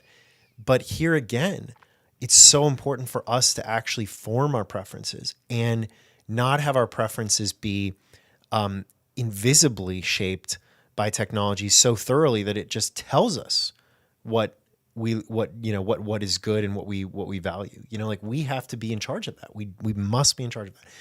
I will say on the bright side, I do want AI participating in markets. I think that's super cool. So like, I think, the future of markets is not that they go away in AI plans. Like AI will not be a good central planner. Fundamental epistemological reasons why it will not be a good central planner. Same reasons that were surfaced by Ludwig von Mises in the 1920s, enhanced by Hayek decades later. Same wall. Dwarkesh just had a podcast on this. They get it completely wrong. So the planning piece is not where AI is going to help us in markets. Where it will help us. Why? Why? So it's more the Hayekian point than the Mises one, but I think both are worth looking at. It's called the socialist calculation debate. But just to mention the Hayekian point is that the knowledge on which planning depends doesn't exist in any one mind, human or artificial. It cannot be aggregated. And to see this clearly, you can think about the action that you take every day as an entrepreneur and in your own life. What does it depend on? It does not depend on knowledge that you have ever written down, period. Yeah. Like, this, when a diplomat goes into a room and sizes up the room, when an entrepreneur looks at an opportunity, that is never something that they wrote down instructions for. We know much more than we can tell. That's a fundamental part of what it means to be human. And so as a result of this, the knowledge is something that is local. It's contextual. It's wrapped up in our habits and in our dispositions. And this is a really, really hard pill to swallow, because what it means is that the knowledge that we have in databases, the explicit semantic stuff that AI gets trained on, is the crest of the wave in the ocean of knowledge. Like, it's not the whole ballgame. Yeah. And so the planner lacks access to this. And so the planner necessarily does a very bad job of allocating. It also lacks access to the preferences that change by the second. So like when you decide in front of a vending machine what you want to buy, that is so contextual. You might have just had a depleting conversation on the phone and you're like, I need a Snickers bar. I feel bad for myself. Yeah. How the heck is AI going to know that? It will not, right? Like AI can make approximately correct predictions about things you might buy on Amazon. It can in no way deal with those contextual bits of information unless It's a Neuralink style system that gets the jump on you tens of milliseconds before you bought the Snickers bar. And I don't want to live in that world. That's the extremely invasive version where it's essentially coupled to your internal, circuitry. So barring that, barring the hyper dystopian kind of future, it won't work. What I think will be cool is on the same theme, your knowledge, my knowledge, the stuff we never write down, the stuff we never talk about, the stuff we can't even articulate, right? There's stuff in here that we can never articulate, but it drives our action. How do we share it with one another? The way we share it is through the market. We exchange. In other words, I act on it, you act on it. We transmit through the low bandwidth mechanism that is called price, and we share it with the world. So nobody ever has to write it down, but we share it. And this is a beautiful, magical thing. And so how do we get AI involved in that project? Well, you got to get AI participating in markets. And then it can soak up some of our tacit knowledge. You can kind of call it tacit knowledge or practical knowledge, and maybe generate some of its own. In other words, maybe it runs some experiments over there, learns how to interact with the world, shares it. That would be super cool. I love that version. Interesting. I want to close out with a couple quick questions. One is, I have a theory that I want to run past you, and you can poke some holes in it. My theory for a while has been that, if you look at Amazon benefited hugely from scale, right? Scale at speed. And Bezos kind of famously has said that e-commerce companies, like individual e-commerce companies, can either be huge or really small, but if they're in the middle, it doesn't work very well because the market's pretty efficient and scale gives a ton of upside to something that sort of has mostly these fixed costs, et cetera. So anyway, if we believe that to be true, then it seems to me like AI falls into the same thing. You're not going to want to be like a mid AI company. You could have lots of little tiny AI companies. You'll have some really, really big ones, not dissimilar maybe to the internet. And so for the rest of us, it's like if I'm not smart enough to compete with an Elon or a Sam Altman or pick your poison at the highest level, then it seems to me like the place that we can compete, and maybe there should be the next generation of arms race in some ways, but it's more like an asset race, which is like, do you think that it's true that, hard assets become more important in the world in which increasingly the thing that is constrained are like real estate, houses, small businesses, things that are experiential. And especially if there's a world where for some period we're not immediately like 4xing our leisure inside of the next 10 years. That might take, 20 or 30 or something. Like, is there a reason why today it's almost like, it feels to me like the online world and the brick and mortar world are sort of, there's a little friction for the first time. And that if we're not going to be able to compete at the highest levels of AI, we might want to compete basically in the physical world in a higher degree. What do you think about that? I think it's very interesting. I think your community is actually going to have a very interesting jump on this, and that OpenAI is going to want to learn from your folks. And I think the reason is because what's going to matter is the dispersed local context. What's going to matter is the intimate knowledge of how to serve people on the ground. And the tools are going to be able to do magical things, but applying them in context is going to be really important. The thing I would say by analogy here, though, that is really key to keep in mind is in telecommunications, it used to be the case that twisted copper wires went into the house to deliver, phone and then internet. And so when you have that, like you have a natural monopoly, like you end up with a few large companies because you're not going to run 150 wires into every house, right? You run like just a pair. When wireless came around, that changed. You could deliver services to multiple people could deliver to the house. There's still some issues with like spectrum licensing and stuff like that, but mostly regulatory. Regulatory, exactly. And so the lesson here is like what we think we know about AI today doesn't necessarily hold for the future. Yeah. And like I'm backing a company called Prime Intellect that is actually taking mid-sized computing and stitching them together like a patchwork and saying, look, we can train really big models across the planet on this stuff, more like a internet style kind of like patchwork. And I'm like, hey, that might change a fundamental assumption about how this all works. So I think be prepared for the way that AI works now to not be the way it works in the future. I don't know how it's going to go, but it could be, interesting. And then stay really close to the ground. Like really be the best person at owning, an understanding of the problem, and like, make sure that you know how to use the tools. You're not afraid, but like focus on that, I think, is the real advantage area. Yeah, it's interesting. It's kind of like Zach, Michael Dell's son, was talking about. I thought it was so interesting in his talk how he was talking about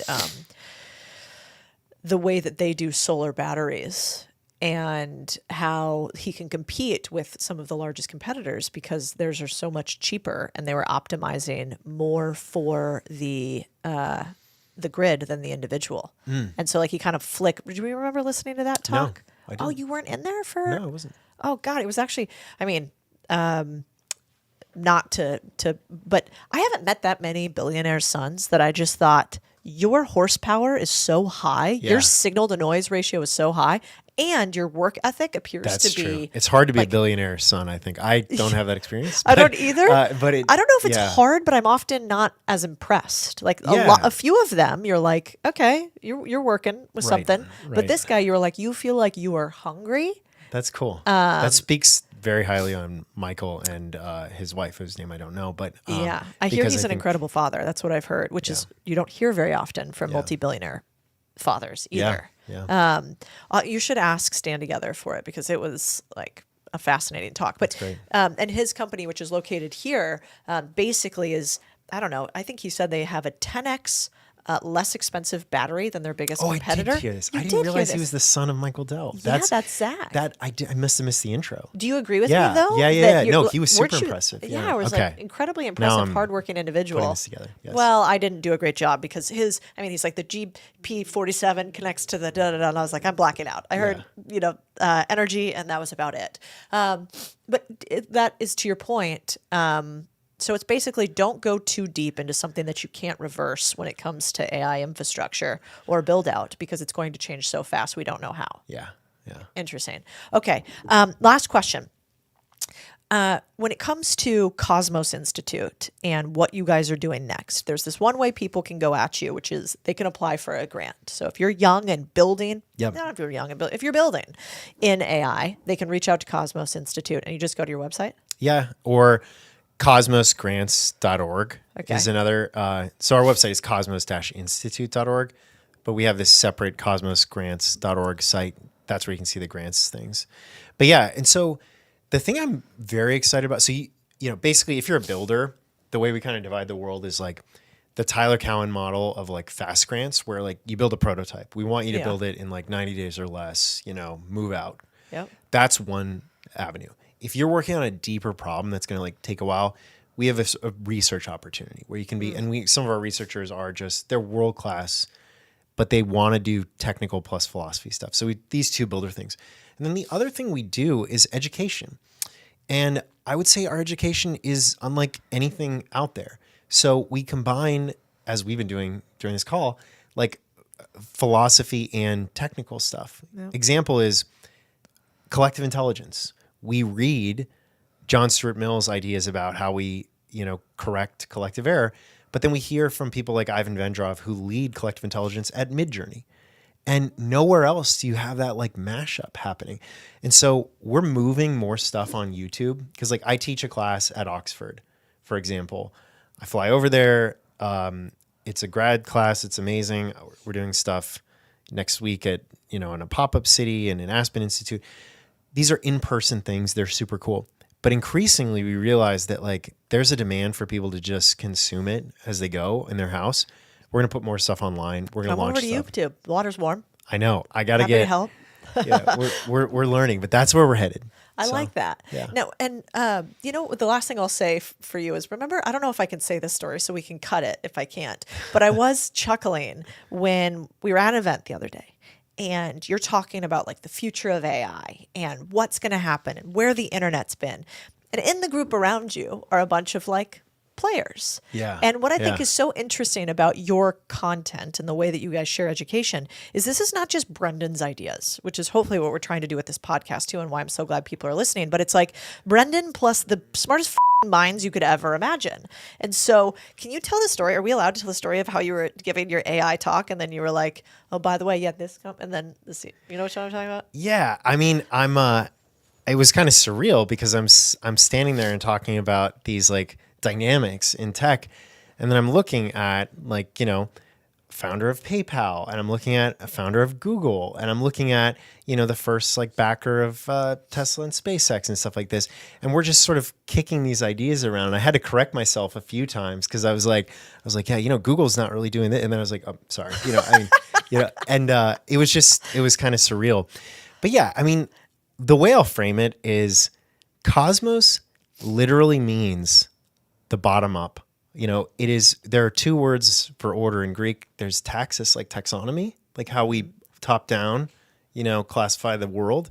And then there's cosmos, which is like how you get markets and morals and law and language. It's like it actually is bottom up. So a really important part is it's a community and it's growing and it's a decentralized kind of movement that we are giving like a lot of energy to.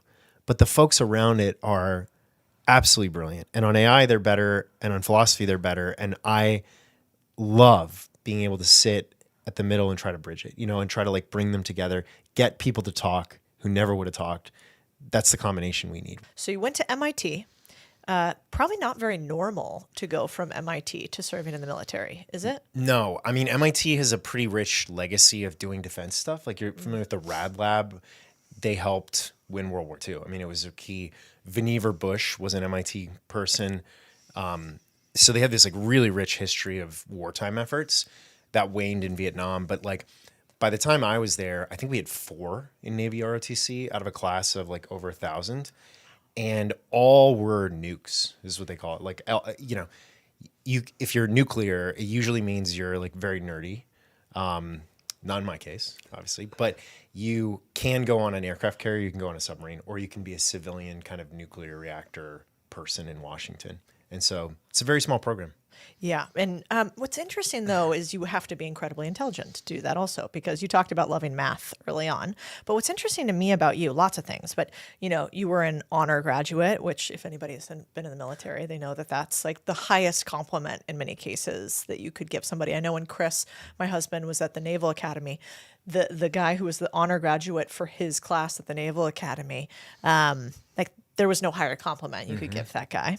And then you sold a couple companies for hundreds of millions of dollars. You've raised hundreds or tens of millions, built sort of the literal underpinnings of AI. What do you think it is about you or your framework that makes you keep winning?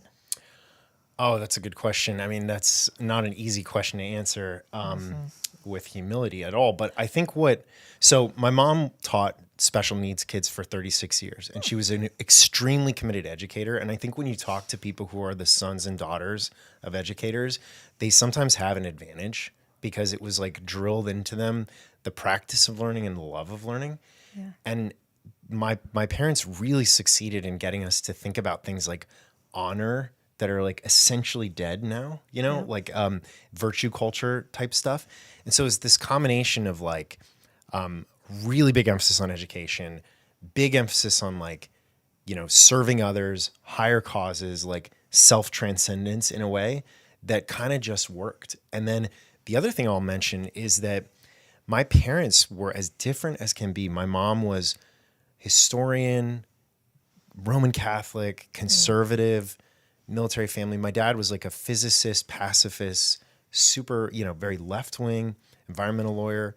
And this created like very interesting conditions where I sort of thought about the world as being not one thing. And I kind of, it put me in these different, spheres that I carried with me through my career. Like nothing I've done in my career looks like anything else I've done before. I can like stitch it together, but it's been a big adventure of multiple facets. And I love that. Like that's what's meant so much to me. It's interesting. My mother, I don't know if I told you this, but she's a 30-year special education teacher. Oh, no. I didn't know that. And my parents also were disparate on the political sphere. So father, super conservative, hardworking, blue collar, a business owner, Yeah. never went to school. And then my mother, advanced degrees, more progressive, obsessed with education and institutions and learning. So it's really interesting to think about that. So one, you kind of learn to love learning super early. And then two, you learn to beat up ideas and not take it personally because you loved your mom and you loved your dad. And so that wasn't that big of a deal. When you sold was that the first company that you sold when you sold the two companies to, who am I blanking on? Who did you sell them? Acrisure. Acrisure. Yeah. And you sold that quickly, right? Was it 18 months? Yeah, very quickly. Yeah, so I'd kind of come out of the Department of Defense where I had this front row seat on history. Like, it was a really, really special time in DoD to start to think seriously about AI. Yeah. And I came out and my internal narrative was like, I don't want to do, no offense to people who do this, but I don't want to do anything related to defense because I don't want to sort of ride the tailwinds and be like, okay, now I monetize. Now I just become like a consultant or something like that. So I was like, I got to prove myself in a totally different domain. And what I had seen when I was in the Department of Defense was I embedded within Google on something called Project Maven. Later became kind of controversial, shouldn't have been really, but a counter ISIS AI thing. And I saw how good Google was at deploying stuff internally, AI systems.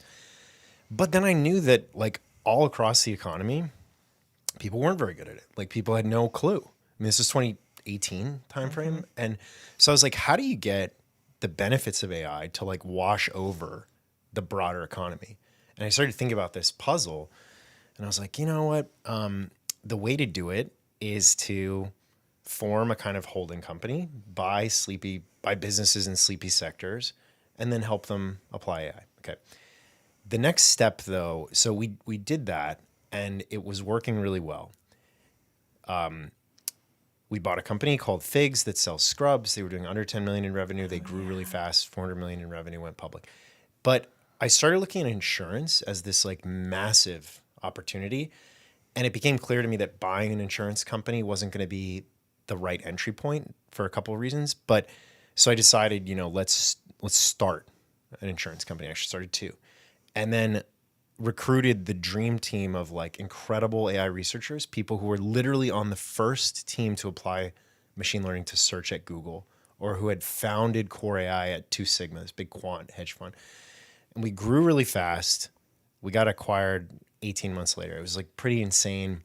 Threw me into a period of introspection because of how quick it was actually. But it was a great, win for the team.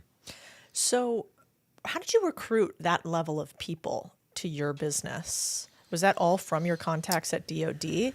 And how do you like sell people on your vision? AI was not commonplace at that time. Yeah, no, none of them were from DoD. Actually, maybe one came later who was a former DoD person in kind of a business operations role. But these were like pure play AI researcher types. And I think, at the holding company level, like prior to the startups, the vision was very compelling because it was like, hey, we're kind of gonna, Silicon Valley AI companies, big tech, they can do their thing, but like we're the play for like the rest of the country. We had this very big vision and honestly stopped doing it because it works so well. And like we kind of, had some exits. And then it basically, I think this is like still a very promising model. So they liked the idea that like they could transform entire sectors. Like people talk about that a lot in VC pitches, but like to really credibly have a shot at doing that, at transforming a sector, is very special, very unique. And then regarding insurance, I think we were able to line up this like arrangement where we had data from a company that had at the time 20 billion in premium annually flowing through it, millions of, business customers, or I should say, they're like 6 to 7 million SMBs maybe in the country. I might be a little outdated. And they had a meaningful chunk of these businesses. Just really, they bought 100 brokerages a year. So they had a really big footprint. And I think the combination of industry transformation potential, incredible data, and just like a team from the very beginning. We had just like our first few hires were just like stellar people, meant that we could drive an insanely high talent bar. Yeah. How much of your success do you think is because you hire great people? I think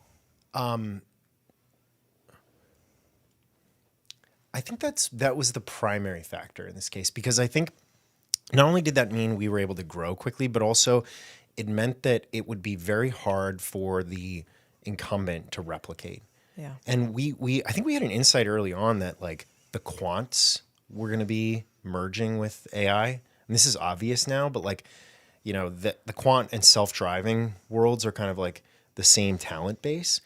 At the time, I don't know that it was as obvious. And so we were going to places like, you know, jump trading, high frequency trading, or Two Sigma, and realizing that, hey, they look at time series data, they apply machine learning to it.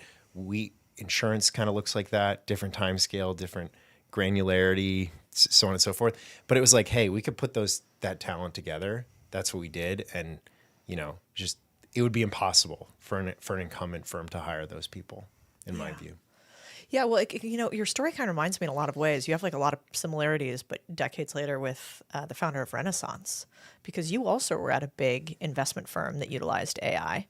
And he also had a DoD background where he did a bunch of math for it, not machine learning and AI, but a different type. Yeah. And then eventually sort of created his own ecosystem in the investment realm, but you're doing it now in a different space. Well, and you're kind of full circle now in investments too. Although I will say he's significantly smarter. I can't compare myself to Jim Simons, but he who passed away recently, and Renaissance is a legendary firm. But I think, he took kind of outsiders. Like he didn't hire financial people. Yeah. Categorically, he didn't. He hired like mathematicians, geometricians like himself, and they just won. They just found a formula for winning, created a really unique culture and all that. So, yeah, I mean, at one point I was managing a medium frequency stat arb firm, statistical arbitrage firm. So I was doing some quant stuff, but never like in the kind of like Renaissance tier. I mean, nobody is really. Yeah. Although who's that other big trading firm that's out of New York? They have a similar model, and all the partners, I remember like inappropriately, because you know me by now, I remember sitting next to them and they were all at AEI, so that conservative think tank, and there were like 7 partners all at AEI. Yeah. And I remember sitting next to them, and one, they were outsiders. Like everybody else there was like suited, buttoned, you know, one had like a ponytail, you know, kind of like different outfits. And and you have to donate a lot to go to AEI. So it's like one firm, 7 people all donating. I'm like, does the firm sponsor it? Yeah. And they're like, no, we all independently. And I was like, you guys make a lot of money, huh? Like, what exactly do you do? And they were saying that they're one of the only other firms that really hires like only physicists, only mathematicians. So I never thought about that, because when I was in finance, that was really not the case. Yeah. I mean, you hired traditional finance investment professionals, even at Goldman, you know? Right. Yeah. Okay, I want to get to I have two things actually I want to round out here. Like, let's say we're going back and we're talking to young Brendan back in the day. And they're listening to your success and they're like, man, I want to figure out AI, or maybe I just want to make millions or hundreds of millions of dollars. What are some of the resources today you think exist where you're like, if I was a young man, you need to be reading this, listening to this. You always are one of the people that I go to that I'm like, what philosophy are you reading now? So like, what would be your list to a young man who wants to be successful in the AI age? Yeah. I'm going to have a very unusual answer to this question, and not especially practical. I'll explain what I mean by this. But so I think, after selling the companies, I discovered philosophy. I took one philosophy class at MIT. I did not like it. And so it came to me like when I was ready for it. And I realized that gave me the most interesting, clearest, grounded sort of position on AI that I could possibly have. And so what I did is I looked at kind of like technology through this very unique lens of the history of ideas in a way where, Aristotle, 2,500 years ago, wrote about the possibility of self-guided machines. The Enlightenment thinkers were much more ambitious than even our like really ambitious Silicon Valley folks, I would say. Like Francis Bacon talking about the mastery of nature and laying out that project for the world. Or, critics of technology who I think we should hear their voices. I would argue the best critics of technology died like a long time ago. There are people like Alexis de Tocqueville or C.S. Lewis or Martin Heidegger. And so I didn't know any of that. And as a young man, I had this like desire to want to help other people. I'm very glad that I attribute that to my parents, but it was not tutored. I had not really thought about like, how do you actually help people? Like, what does it mean to live a flourishing life? So I would say, read those greatest minds, and read people who are outside of the technological bubble precisely at the moment when the thing is, the tech frontier is moving so fast. Yeah. It's interesting you say that because oftentimes I'll be reading something like a great, and then I'll think about it, and then I'll write a tweet about it. And then somebody will say, oh, I have that tweet. That's my tweet. And then I'll go back and quote like one of the greats. And I'll be like, no, this is actually based on Dante's Inferno. Yeah. And really the idea is, not the words aren't exact, but the idea is based on the greats. And we have such a short history now of reading real literature, I think, that people think these ideas that they have are their own often. Yeah. And so I find that point really well taken. It's like, sure, read Mark Andreessen, sure, read Paul Graham, but also go like 3 steps deeper to where they got the original ideas from too. Yeah, I think Lord Acton has a quote, this is kind of meta, that one of the most, I guess, frustrating things is knowing the provenance of an idea. Yeah.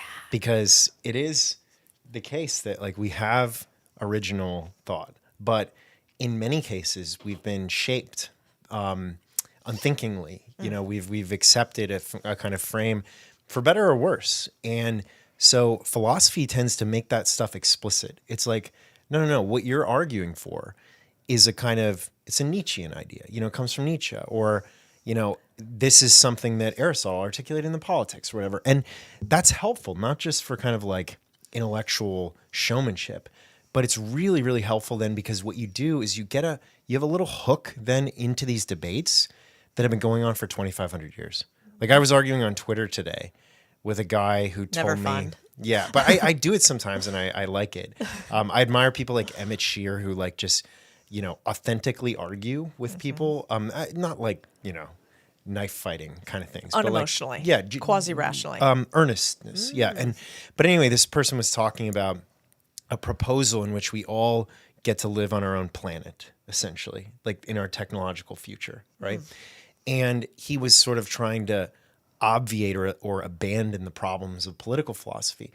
And without, having read through the debates that we've had for centuries about, the political problems that this entailed, I would have had a lot less ground. I would have just maybe intuitively been like, this is not a smart idea, but I wouldn't have been able to like really understand like what debates it even raises. If that makes sense. So if you had to give somebody a really tactical internet-built list of things to read as a young man, what would those be? Like, what would be the 7 books that you'd be like, start here and then expand? So you have to read Plato's Republic, and you have to do it, I'm convinced, with a tutor or in a group. I say this because I read it 3 times alone, in a corner, in a chair, after putting my kids down, and I was just like puzzling over it, and I didn't get quite as much out of it, right? And I'm a sharp guy, but like it's very hard to read these texts alone. Yeah. So then I started going evening classes at St. John's College. I started doing tutoring with a guy named Mike Millerman, who people should check out. He's great. And that unlocked it for me. And why I say you got to read that is that, someone, I think maybe Bertrand Russell, I forget, but said all of philosophy is a footnote to Plato. And it's kind of right. Like these debates, he frames them really genuinely, really broadly. So I would say read that. The next thing that that mattered a lot to me to read was a book called The Constitution of Liberty by Friedrich Hayek. And this is, I think, a good argument for why liberty is important. Like, why freedom is something we cherish. He lays out an argument based on the usefulness of liberty. Particularly sacred is this essay called The Creative Powers of a Free Civilization. It's chapter 2. And you can read that. It's like 16 pages or something. And that's wonderful. I would recommend Democracy in America, but it's very long. There is a Harvey Mansfield version, just to get very tactical. That's a short version. It's like 120 pages. I would read that. It's faithful to it. Like, definitely read the Tocqueville, but start with the Mansfield version and go for that. Tocqueville does not write about technology. He spends 10 pages on it in a very esoteric way, calls it the poetry of self-reflection for democratic man. Weird, awesome. But he writes about trends that merge with tech, and they're so powerful. So you gotta read that. Those are the books that I would probably start with. And again, on the first one, got to get a group, got to get a tutor. It's necessary, I think, to get what you need out of Plato. Yeah, that's so good, especially in the age of like lack of attention and inability to. There's one more. I have to say one more. Please. Sorry. The Use of Knowledge in Society. This is an essay, again by Friedrich Hayek, who I think is wildly underappreciated for his tech insights. He is an incredible thinker on the use of knowledge in society, which obviously AI affects. So I would read that essay. That's an incredible one to read right now. Yeah, it's so good. So if you're hungry and desiring of more of this information, I highly recommend you go to Cosmos. I also think I'm excited for the YouTube channel. I also think they should follow you on X, where you've been out there more. That's where I first saw your idea about Entrepreneur Nation versus Employee Nation. Yeah. And I know you're going to put more stuff out there. So what's the X where people should follow you? So it's mbrendan1. Yeah. And So we're going to work on your naming conventions. I'll warn you, yeah.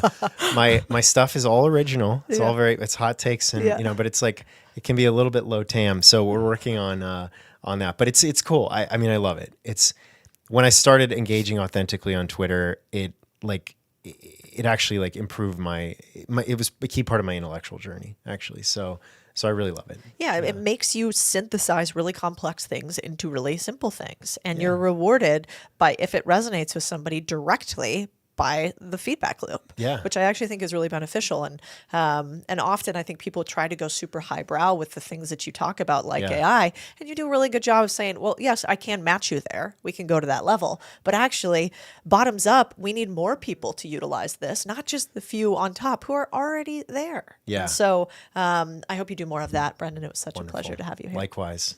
I just psyched you out that we were going to be done, but I want to do my favorite part, especially in this age of like humanness. So at the end of the podcast, what we do is we give everybody a little postcard. And on the postcard, we give you a few minutes to write to young Brendan. So you pick the age, but something before you feel like you came into being a man. A little message. Like, what would you tell him today? In the world that we stand in today. It can be in the context of anything we talked about or anything else. And then you're going to read it. And it's going to be this, like, the idea is every time we do this, it's a reminder that, like, even people who are in positions of power, who are on podcasts like this, like, they have that young voice inside of them too that maybe didn't know. Okay.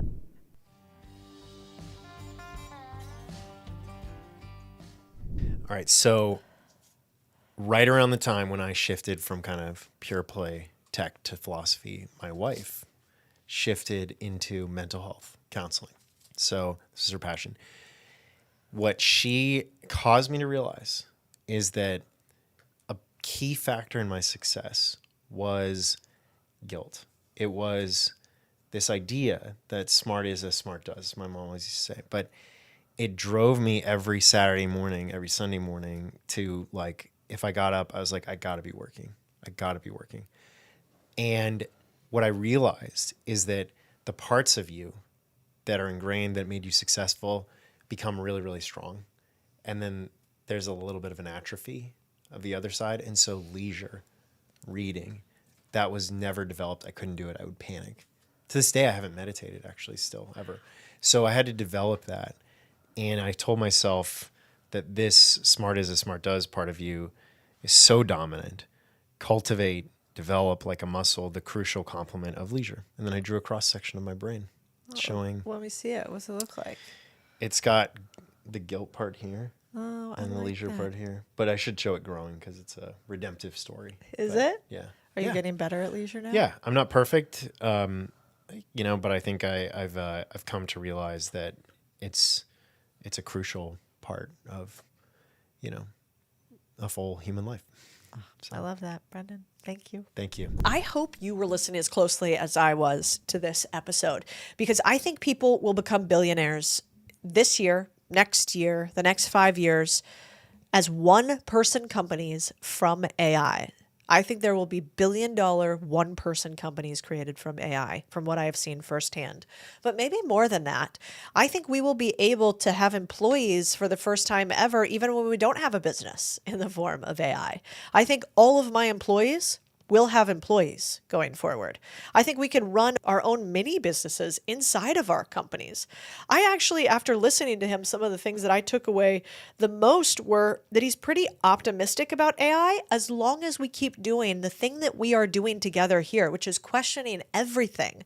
I call this company contrarian thinking because I want us to think. I want us to hold up our brains and actually analyze the world around us. And if we don't do that, I think AI takes over entirely.